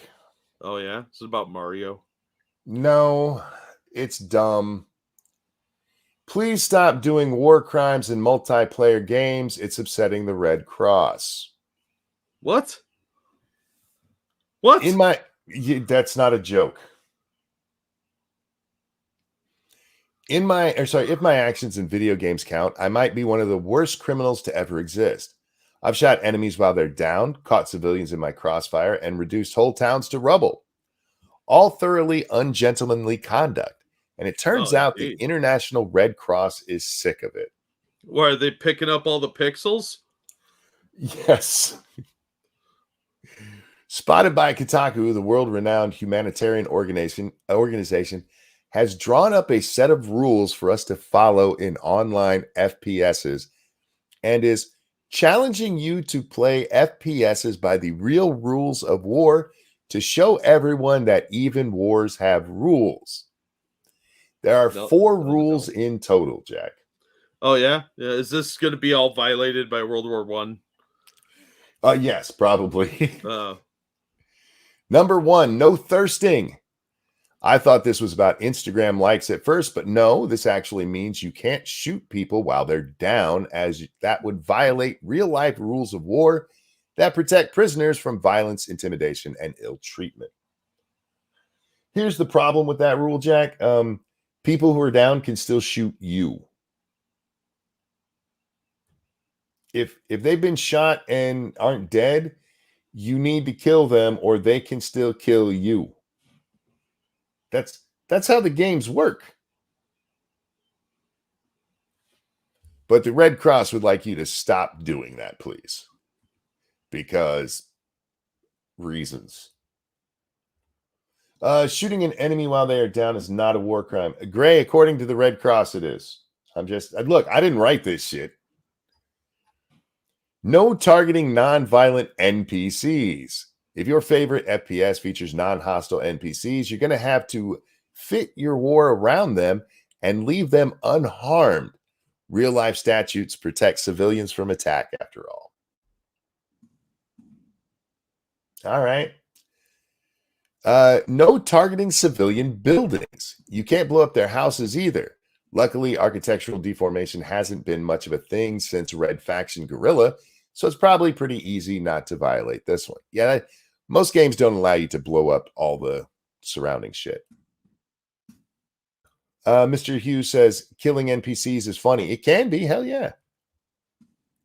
I've broken all of these rules in Red Dead Redemption. Use medkits on everyone. In real life, the rules of war stipulate that the wounded on both sides must be cared for. So prepare to baffle your opponents as you crouch to stitch them up immediately after blowing off their kneecaps. As part of the campaign, the ICRC actually signed up a few streamers to its Twitch channel in order to play games like PUBG, Warzone, Fortnite, Tarkov, and Rainbow Six Siege while following the rules on April 15th.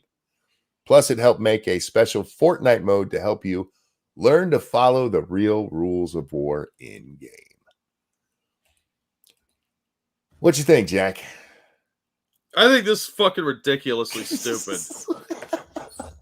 It's a fucking video game. Jesus Christ. Remember they bitching when it was like 7 pixels on the screen? Like you're playing like Atari 2600. They're like, I need to violence. Grow up.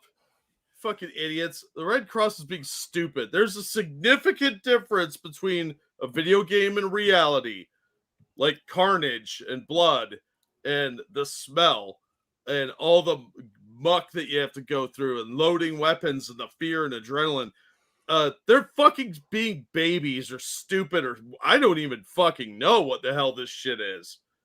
Idiots. Yeah. We already talked about shooting one of the guys when they're down. They're down and you walk over there and you use a med kit to fix them. What do you think they're going to do immediately? Get up and shoot you. Yeah, probably. Yeah. There's to try and compare this to real life is just astronomically idiotic.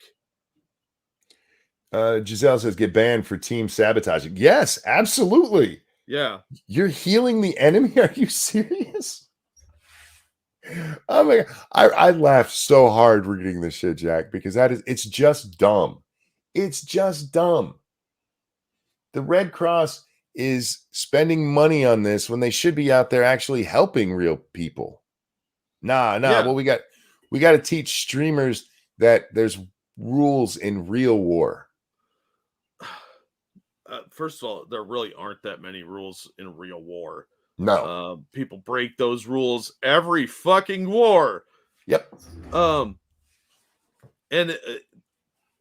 to do this downplays the real problems of warfare. They're treating it like it's a fucking joke. If you did this in a game, you're gonna die a lot, and it's stupid because there are rules in the game, Jack. Yeah, the game has limitations, but now I think it was Dangerous who sent me the link to that old video. Did you ever see the video where the guy was like, "You should never be made a Nazi in a video game," and he was talking about online shooters that were World War II based. Now, Yeah. if you're in a World War II based video game, somebody's going to be the Allies and somebody's going to be the Axis. And the Axis that are represented, they're not the Japanese, they're not the Italians, it's always the Germans. So when you play those games, I used to play Day of Defeat, which is World War II based. And if the teams were mismatched, they would pull you from one and stick you on the other. So if you were an ally, they would stick you on the Axis. Yeah, of course. It's matchmaking. They look, we're not saying there shouldn't be any Germans. It's just if you should never be forced to be the Germans. Why not? Don't play that game then. And yeah, Flynn, it was Extra Credit is the channel that did it. But that also reminds me of this story we read where this woman was pissed off. She bought her kids a COD game, Call of Duty. Oh, and they played as the terrorists? No. In Call of Duty, it started out World War II based, same as any other. Yeah. So in the online game, her kid was a Nazi, and they're a Jewish family. Yeah, it's a video game. The kid wasn't putting on a Nazi uniform. You bought a multiplayer game where you can go online to play against others. World War II based. What sides did you think they were going to be? The Poles and the Italians. I don't know. It's fucking dumb. Of course, maybe if you were playing the Pacific Theater, you could be the Japanese. Yeah, I guess. But that's fucking stupid. It's a video game. Your kid isn't going to go round up Anne Frank in real life. You can see the art on the box to see what they're going to be. Yeah, read some reviews. Be a parent. Good God, man. And it's a video game, for fuck's sake. I'm not going to say nobody because maybe there's a couple of weirdos out there. But most people do not join a game like that because they're like, go Nazis. It's not that. If you play World War II fighter, air fighters, flight sims, a lot of people do want to be the Germans because they like the German planes. They didn't like Hitler. They like the German planes. Yeah. Anyhow. This is such a waste of time and resources. Look, the Red Cross does some good stuff, but for fuck's sake, grow up, you clowns. They're video games. Yeah. If you die, you respawn, you dumb son of a bitch. Well, that's a real problem for the Red Cross too, because they're going to need more stretchers in the video universe. The fuck are they talking about? Faithless says, I want the Luger. Oh, yeah. A lot of people joined the German side in Day of Defeat because they had the M42? Is that the machine gun they had? People loved running that machine gun because it was pretty badass, honestly. Anyhow. Battlefield 5 gave me flashbacks I wasn't alive for. All right. What else we got going on here? Oh, I hate Oh. these people. Like, get out of your 1990s talking points. TikTok has finally found a reason to remove people from their platform. For making fun of Xi Jinping? No. Oh. Although they will do that silently. If you spread misinformation about climate change. Jesus. They're really leaning into messing with us in our own way. Right? You know? Yeah, they've decided that that is not allowed on their platform. Wow. Good I'm for pretty them. sure that you're going to end up in a camp if you call Xi Jinping Winnie the Pooh on TikTok, though. Yeah, if you're be careful where you travel if you do that. Don't lie about the weather. Don't tell the truth about the weather either. Governor Tim Walz out there in Minnesota, Jack. Oh. Some other governors want to put bullies in charge of your health care. We want bullies put in their place. That's why we protect gender-affirming health care and establish an ironclad right to reproductive freedom. If you're a Chinese company, I don't think using a phrase like ironclad is a really good idea. It sounds very warfare-ish. This is the governor of a state who still has riots. Yeah. Rioters are bullies. They're out there burning people's shit down for their own political purposes. What's the word that covers that? Terrorism. That's right. That's the one. Oh, you know what? You're right. They don't like bullies, but they like terrorists. Yeah. Yeah, that sounds accurate. Yeah, my response to that was to post them a picture of the riots where they're burning down a liquor store and told them to eat a dick. Sounds like climate change to me. No, we don't allow bullies, except for bullies that have been destroying shit since 2020 over a guy that nobody should be lionizing at all. But hey, it's good. What else do we have here? Do I want to talk about that? I kind of do. I don't know if I can show this video Because it's got boobies in it. No, it's kind of rude. Now I don't know who this is a video of misgendering. No, it's a woman making a cancer joke. Oh. Now I don't know who this chick is. Lots of people hate her. That's fine, hate her. But she tells this joke, Jack. Do I have volume up? Okay. If you have stage 4 cancer, there's a reason why no man wants you. Because he wants to pull your hair, bitch. If you have stage 4 cancer, there's a reason no man wants you. It's because he wants to pull your hair, bitch. And a lot of people got very offended at this joke. It's clearly an attempt at a joke. Yeah. It's kind of a crass one, but it's very crass. It's joke's a joke. You either laugh or you don't. I think my biggest concern is what the shoe on head think. There. Now I'm well crass, played. But that was funnier than her joke. Look, I don't think her joke is especially funny. It's a haha kind of funny. Yeah, I mean it's like it's what I would call a wine mom joke. So that's edgy to like middle-aged housewives. There were a bunch of, how dare you tell a cancer joke? How dare you? Go fuck yourselves. Okay? It was clearly an attempt at a joke. If you don't find it funny, it's just not a funny joke. But this is disrespectful to cancer. Fuck you.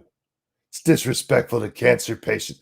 Where's that one dude? I got to pull him up because, good God, the virtue signal. It actually made my fucking balls hurt. I struggle to see how anyone is defending this as dark humor. Humor is supposed to be funny. This is not funny in any way. It's just cruel, gross, lacking in empathy, and stupid. The friendliest advice I can give, she should consider if she wants her future kids to see clips of her like this. And is it really worth it for the shock value clicks? He goes on a long way. You know why people can defend it as humor? Because I've said some dark shit, Jack. Really dark shit. To my mother when she was dying of cancer, and she laughed. She made jokes too.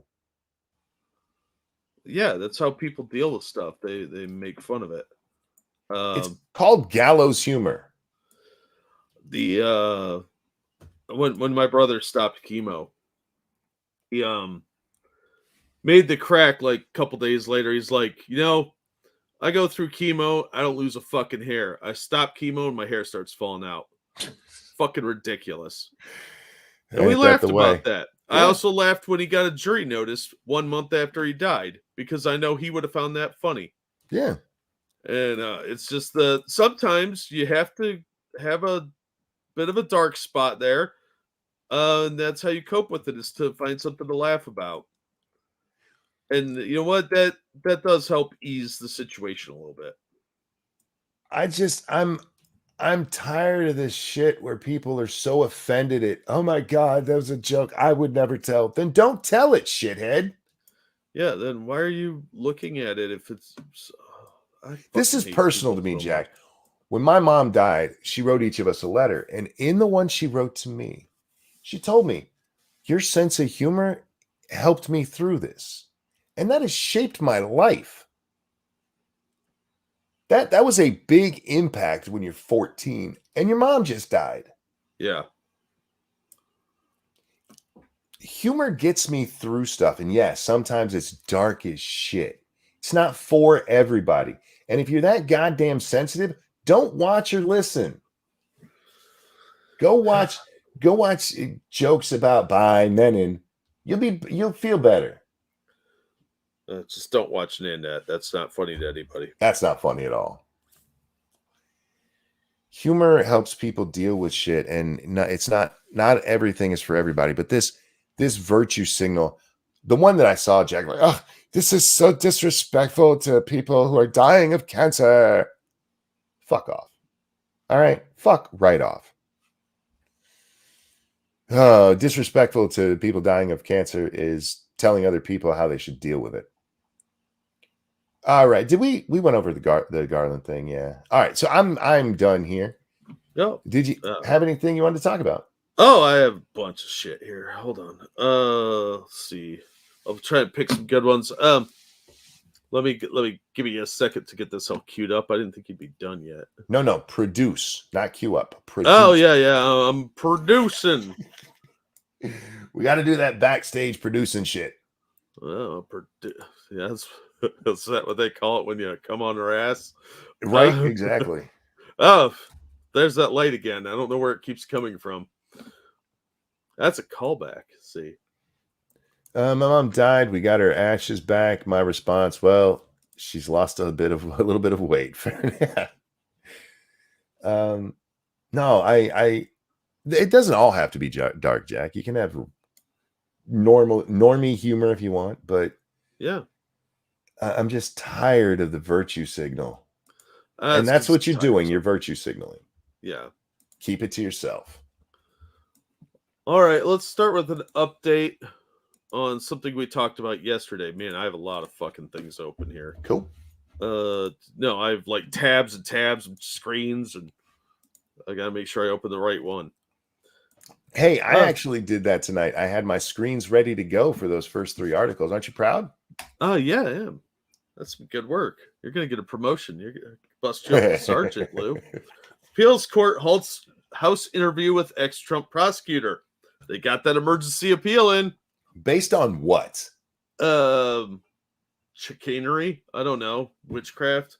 A federal appeals court has temporarily blocked House Republicans from questioning a former Manhattan prosecutor about the criminal case against ex-president Donald Trump, the latest twist in the legal battle between Manhattan DA Alvin Bragg's office and basically Jim Jordan, not just the House Judiciary Committee. Sure. The Second U.S. Circuit Court of Appeals issued an administrative stay late Wednesday, hours after a lower court judge ruled there was no legal basis to block the judiciary's subpoena to former prosecutor Mark Pomerantz. Committee Chair Jim Jordan had sought to question him Thursday. That was yesterday, obviously. In issuing the stay, Judge Beth Robinson noted that her order reflects no judgment regarding the merits of the case. Then why did you stop it? How the fuck do you block it when it doesn't affect the merit of the case at all? I don't know. That's what got me about the whole thing. Is she's just like, no, I don't want him to do that. Yeah. A 3-judge panel will ultimately weigh whether to uphold or overturn the lower court's decision. Robinson, a Biden appointee, Really? shocker, set an aggressive briefing schedule, ordering Bragg's office to file court papers detailing its appeal by Friday, and for the Judiciary Committee to submit its response by Saturday. So a Biden appointee just blocks it because and is like, okay, I need the particulars of the case later. By the way, Yes. This is important because this guy was scheduled to testify yesterday. Yeah. And apparently after hours was like, no, we don't want him to talk because we hate Trump. This looks even more political now. Yeah. Bragg's office appealed to the Second Circuit hours after U.S. District Court Mary Kay, something I can't pronounce, rejected his request for a temporary restraining order, ruling Wednesday that Jordan had a valid legislative purpose in issuing the subpoena, which he does. There's precedent for this. From Trump cases. Yeah. It is not the role of the federal judiciary to dictate what legislation Congress may consider or how it should conduct its deliberations in that connection, What's-Her-Face wrote in a 25-page opinion. Mr. Pomerantz must appear before the congressional deposition. No one is above the law. What's-Her-Face, a Trump appointee, ruled after peppering lawyers on both sides with questions, asking them to parse thorny issues of sovereignty, separation of powers, and congressional oversight arising from Trump's historic indictment. Acknowledging the political dogfight surrounding the case, the judge said in her ruling that she does not endorse either side's agenda. Yeah, Bragg had no argument. None. He had no reason that this former prosecutor who wrote a book on this couldn't testify about the money management and things that he wrote about in his book. She encouraged both sides to speak and reach a mutually agreeable compromise on how Pomerantz's deposition will proceed. That's not happening. Jordan's spokesman, Russell Dye, lauded What's-Her-Face's ruling, saying it showed that Congress has the ability to conduct oversight and issue subpoenas to people like Mark Pomerantz. Bragg's office appealed, first asking What's-Her-Face to issue a stay, which she rejected, before finding success with the appeals court. Pomerantz once oversaw the years-long Trump investigation, but left the job after clashing with Bragg over the direction of the case, because they don't have one. He recently wrote a book about his work pursuing Trump and discussed the investigation in interviews on 60 Minutes and other shows. Bragg, a Democrat, sued Jordan and the Judiciary Committee last week, seeking to block the subpoena. His lawyer, Theodore Boutros, argued that seeking Pomerantz's testimony was part of a transparent campaign to intimidate and attack Bragg, and that Congress was invading a state to investigate a local prosecutor when it had no authority to do so. Real quick, Keldrick, thank you so much. Why do people who think they're above the law feel the need to say no one is above the law? Kind of telling on yourself, aren't you? Fair. A little bit. I think that's why that judge said that. No one's above the law. But yeah, you get the idea here. There's no real reason given for why she put a stay on this. She literally says there's no reason. Yeah. So what was the point of that? To stop it. That was it. There's no reason to stop this. And the weird thing about this is that it's Bragg and them trying to stop this. It's not the guy who was subpoenaed. Yeah. Yeah. Although I'm sure he does not want to testify. Oh, well, I don't know, because he was mad at Bragg when he left. Yeah, but that doesn't mean he wants to help the Republicans or Trump. I think he might have enough of a chip on his shoulder that he'd be like, fuck Bragg, I want to do this. Well, I think there's no real reason they should be trying this hard to stop him from testifying unless there's something to hide. He's a private citizen. Yeah. former employee, you don't have jurisdiction over him. He wrote a book on it. He's given interviews. He has knowledge of how money was spent. This is about federal funds. Them trying to play you're getting into state politics. Go fuck yourself. He's a private citizen. He doesn't work for the state anymore. We all work for the state, monkey, or you go to the gulag. So it's just nonsensical. And Of course it is. we're putting a stay for no fucking reason. We'll give you a reason if you tell us one. You already have their appeal, what they were appealing on.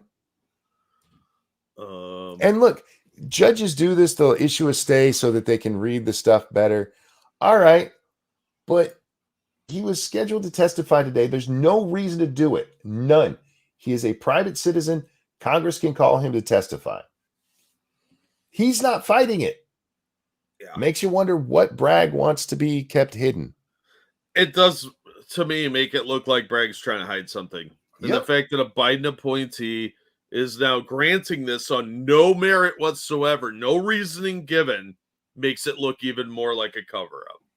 Yeah, a Biden appointee in the Second Circuit, which is over New York. So, yeah, it just looks, it makes it look more suspicious.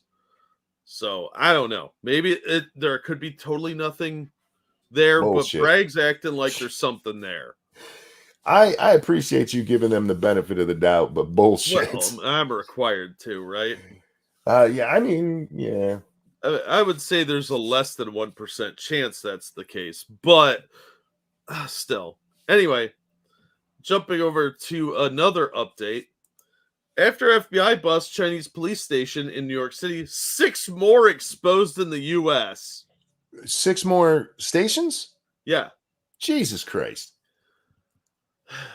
All right. The FBI helped shut down a clandestine Chinese police station in Manhattan after the arrest of 2 alleged operatives earlier this week. But the Post is told there are several more of these illegal organizations scattered across the U.S.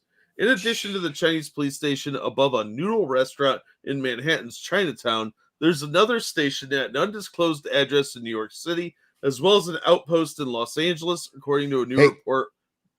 Will you scroll down just a little bit? There's a video playing on there that thank you. What is the sexy video? No, somebody getting punched in the face. Oh yeah, we'll get back to that in a minute.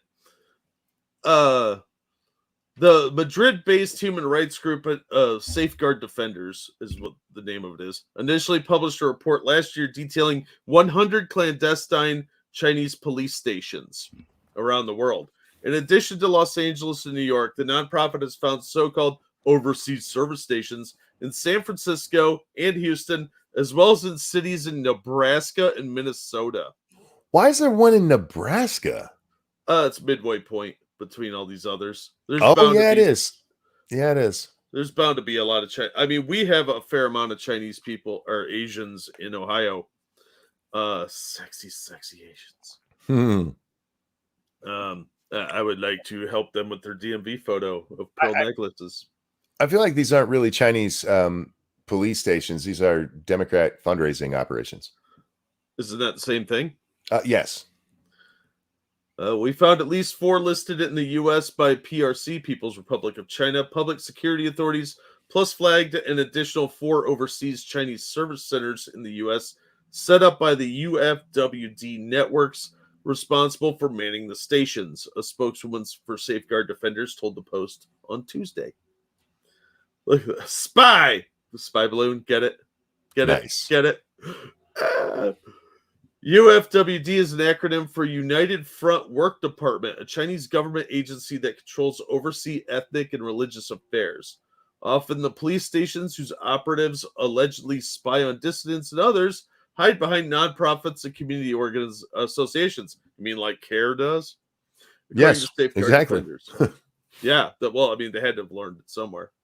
In Chinatown, the police station was run by American Changle Association NY Inc., which owns the building at 107 East Broadway, where the operation was located.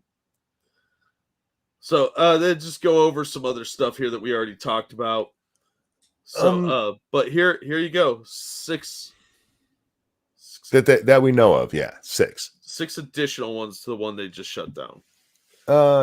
Ebony asks a question. How close are we to going to war with China? I don't want it to happen. I'm just curious. At this moment, we're not that close to it. A lot of saber rattling and stuff, but the problem isn't how close we are to going to a war where both sides are like, okay, fuck you.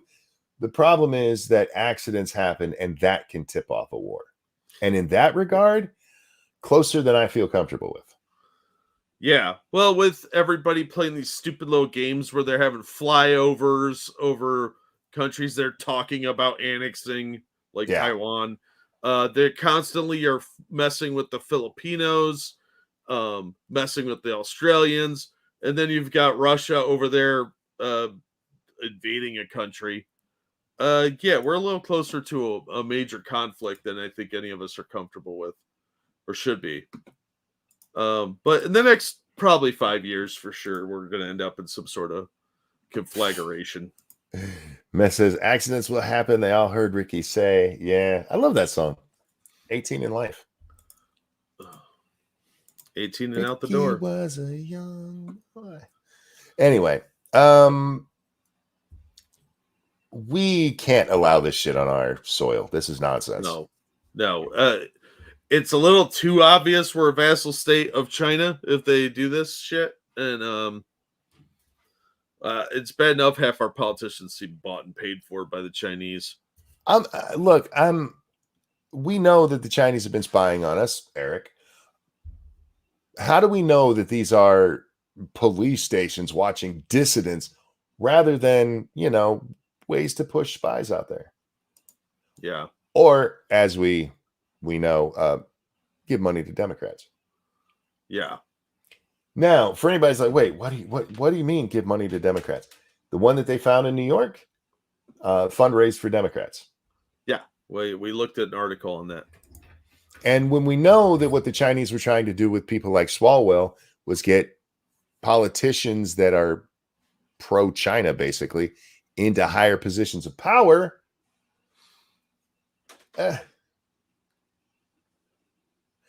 what do you mean you can't allow it as a country? You know it's happening, it's still going on. Well, presumably we just found out. Yeah, even though, we talked about this, 6 months ago? Again, though, as far as I remember, none of the articles said there were any in the U.S. The closest they were was in Canada. No, a couple of them said there were suspected 4 in the U.S., and they mentioned Tampa, New York, and Los Angeles specifically. I remember that. I believe you. I just don't remember that one. Yeah.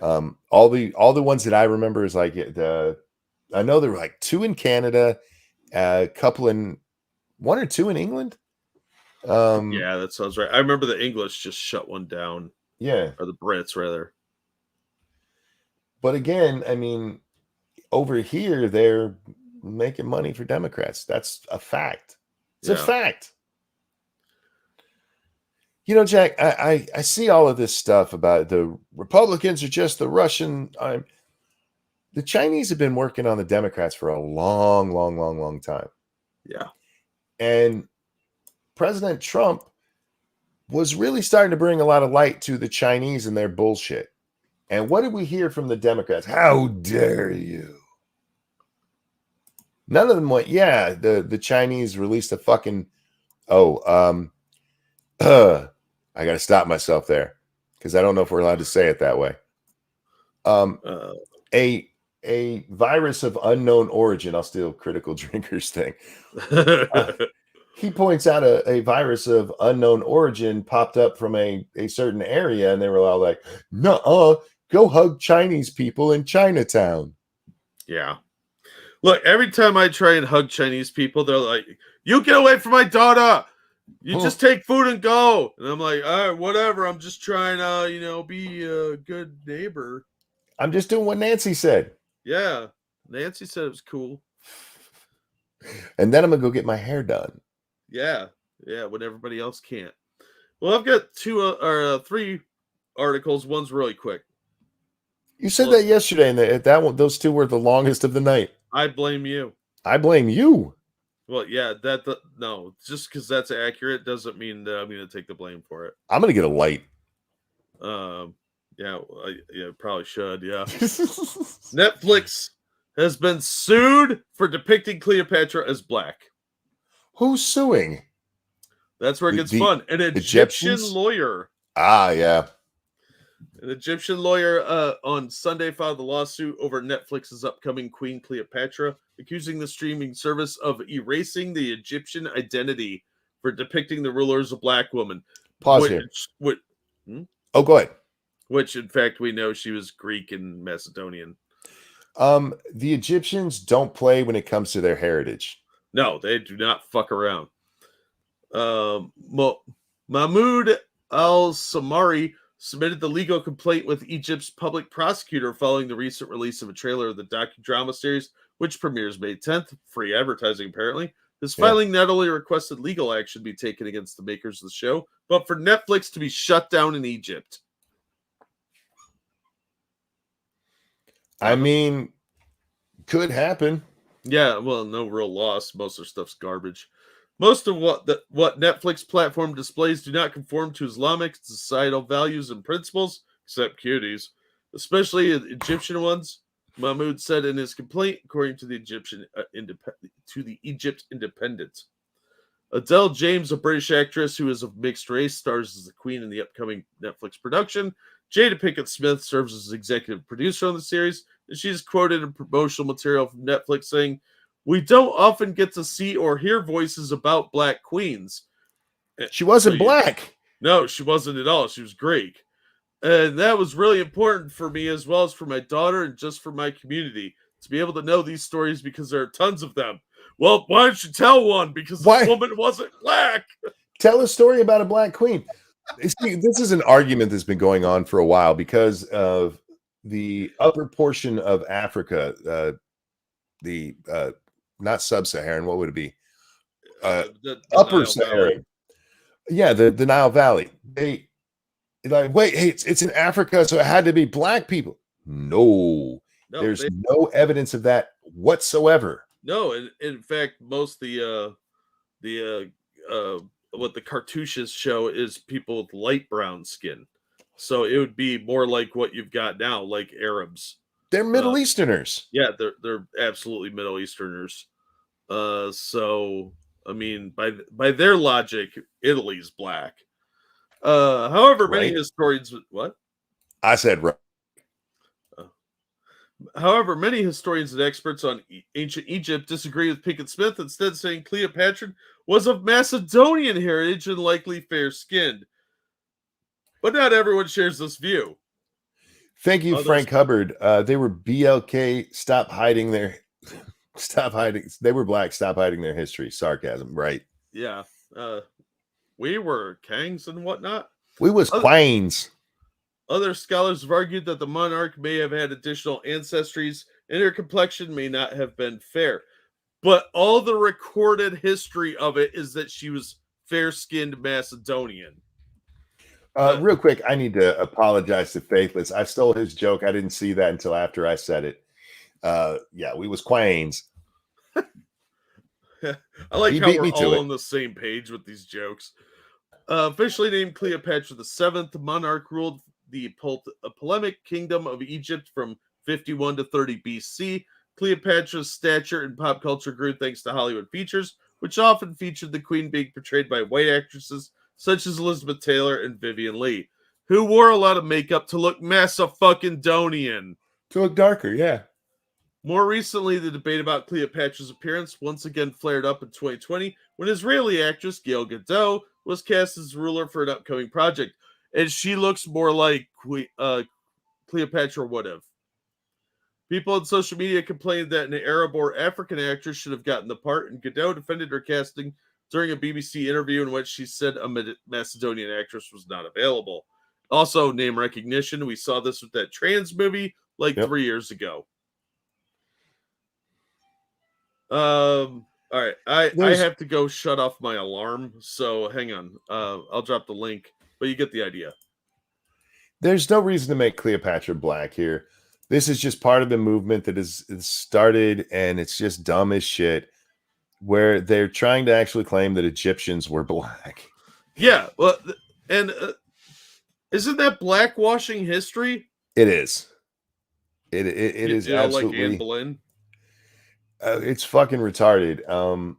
Yeah, the Anne Boleyn one. Oh my god. And in that case, they're not even making the argument she actually was black. They just decided she was. We did read.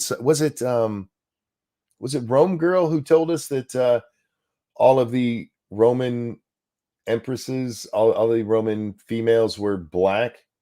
Like, look, she got a big booty. That meant she was black.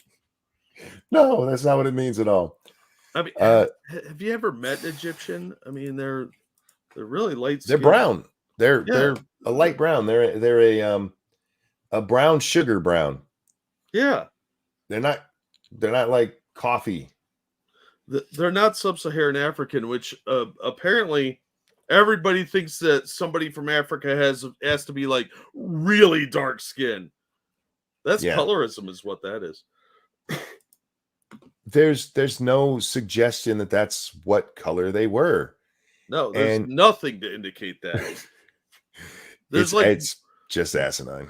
Yeah, there's a couple of them, a couple of rulers that you could tell had a lot more like Middle African appearance, but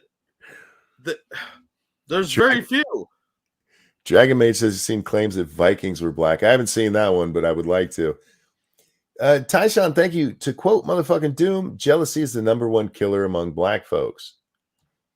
Yeah, look, I get it. You know, she's like, we want to have our black queens. Go find one. Yeah. Well, the last one they did was a pro-slaver, so. Yeah, that's true. That is true. Female king or whatever the hell it was. Yeah, the warrior queen or warrior. Yeah. Ignorant shit. All right. Real quick. Thank you, Evolved Potato. I just want to remind everyone that the Chinese have literally abducted people from other countries. They've done it in America. The CCP are an international criminal organization. Yeah. No. I agree. No lies detected. But we don't treat the CCP like they're the enemy that they are. Yeah. Probably because all our politicians are bought and paid for.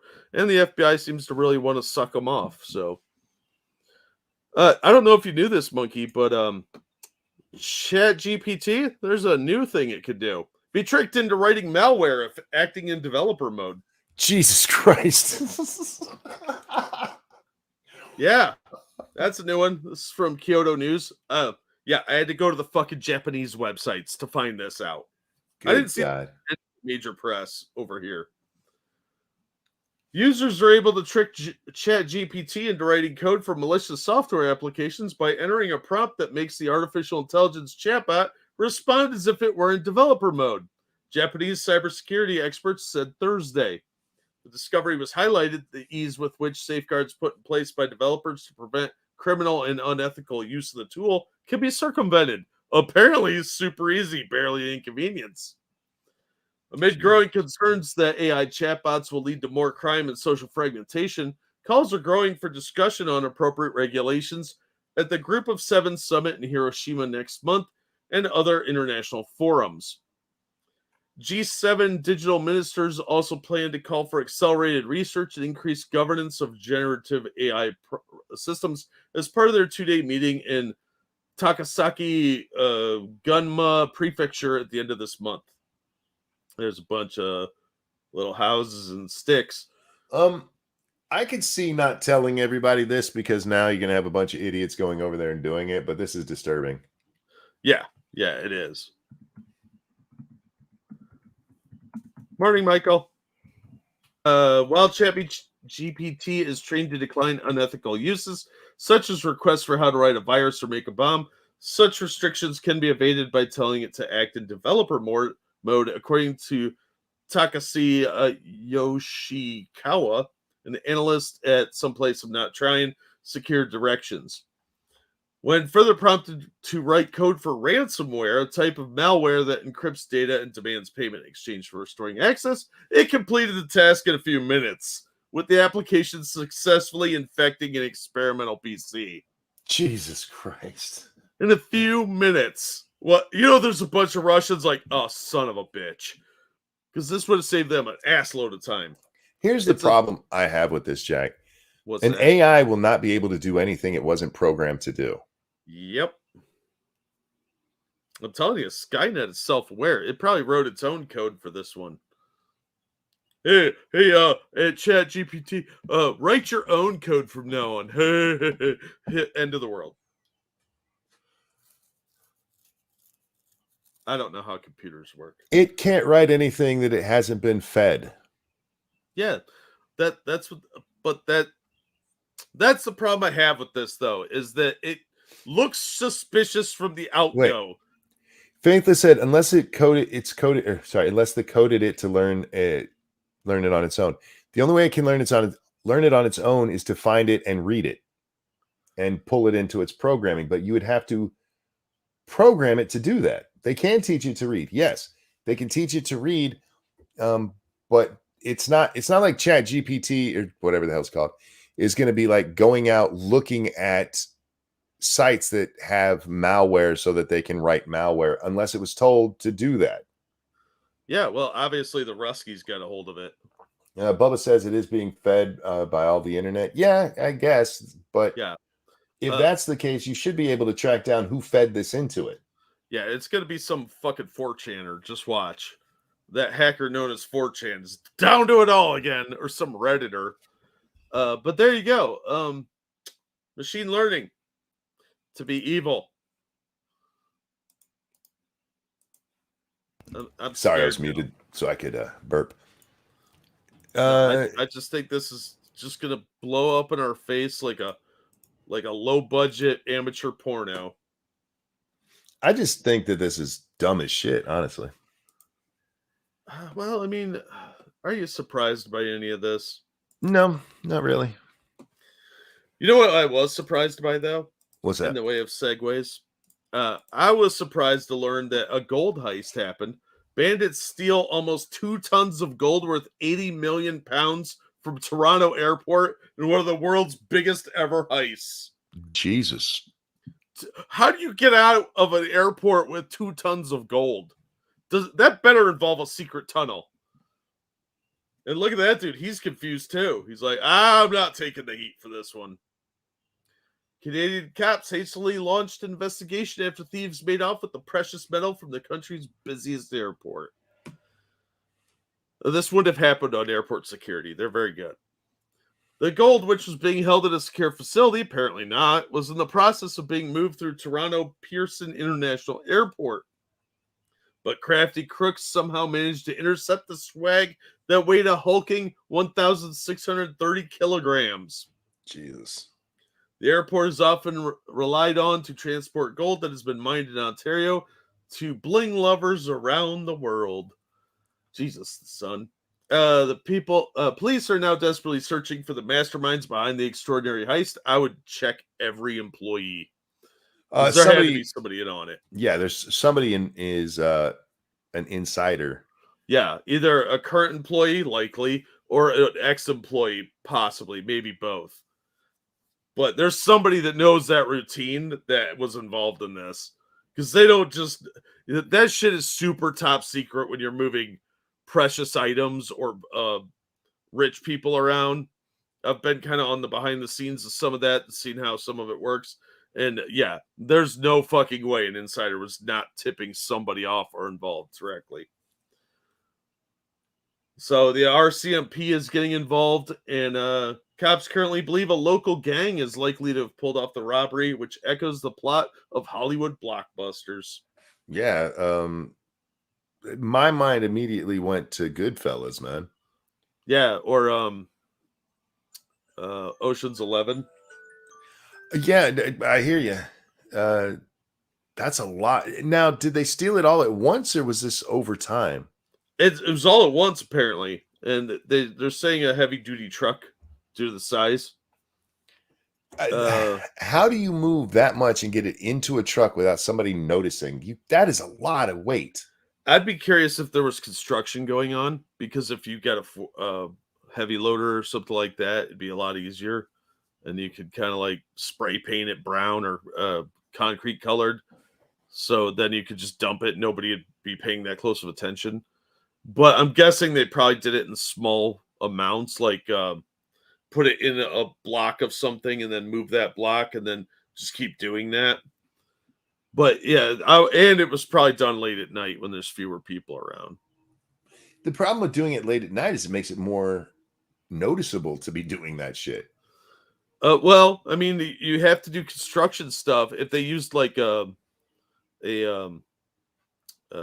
fuck, what's it called? It's fucking 6 a.m. Dump truck. Oh yeah. You know, like in Die Hard 3. Yep. When they transported all the gold out with the dump trucks, because it didn't look as shady then. Because if they're doing construction or something, it won't be as weird to see vehicles moving around. At airports, a lot of the construction stuff's done at night. Yeah, but again, I hear you. But unless they were doing the construction right there where the gold is held, you're going to have a dump truck out of place. You'd think so, but if you got a luggage, one of those luggage carriers, and just filled the luggage with the gold bars and drove that to a less used area and started tossing those into a dump truck, you could do it pretty quickly if you had enough people. Anyhow, good job. However they did it, they obviously were masterful at it. So let me help you guys out here. Don't buy anything extravagant. Yeah, I look forward to the wacky TV movie version of this. I look forward to people suddenly being found with double tap in Toronto. Yeah. He was involved. There'd be a lot of betrayals. Yep. Did you guys not watch Goodfellas? Jesus Christ. Right. So, Jack, I do want to wrap up here. We're at 2:16. Yep. Was there anything else you wanted to do? Nope. I have to leave here in a minute. Cool. That's good timing. Ladies and gentlemen, don't forget to go subscribe to Jack's channel. Will you throw that link in again? Oh, yeah. It's the Jack Cochran. Go check it out. He's got the trail cams, which there's really good stuff up there. Check that out.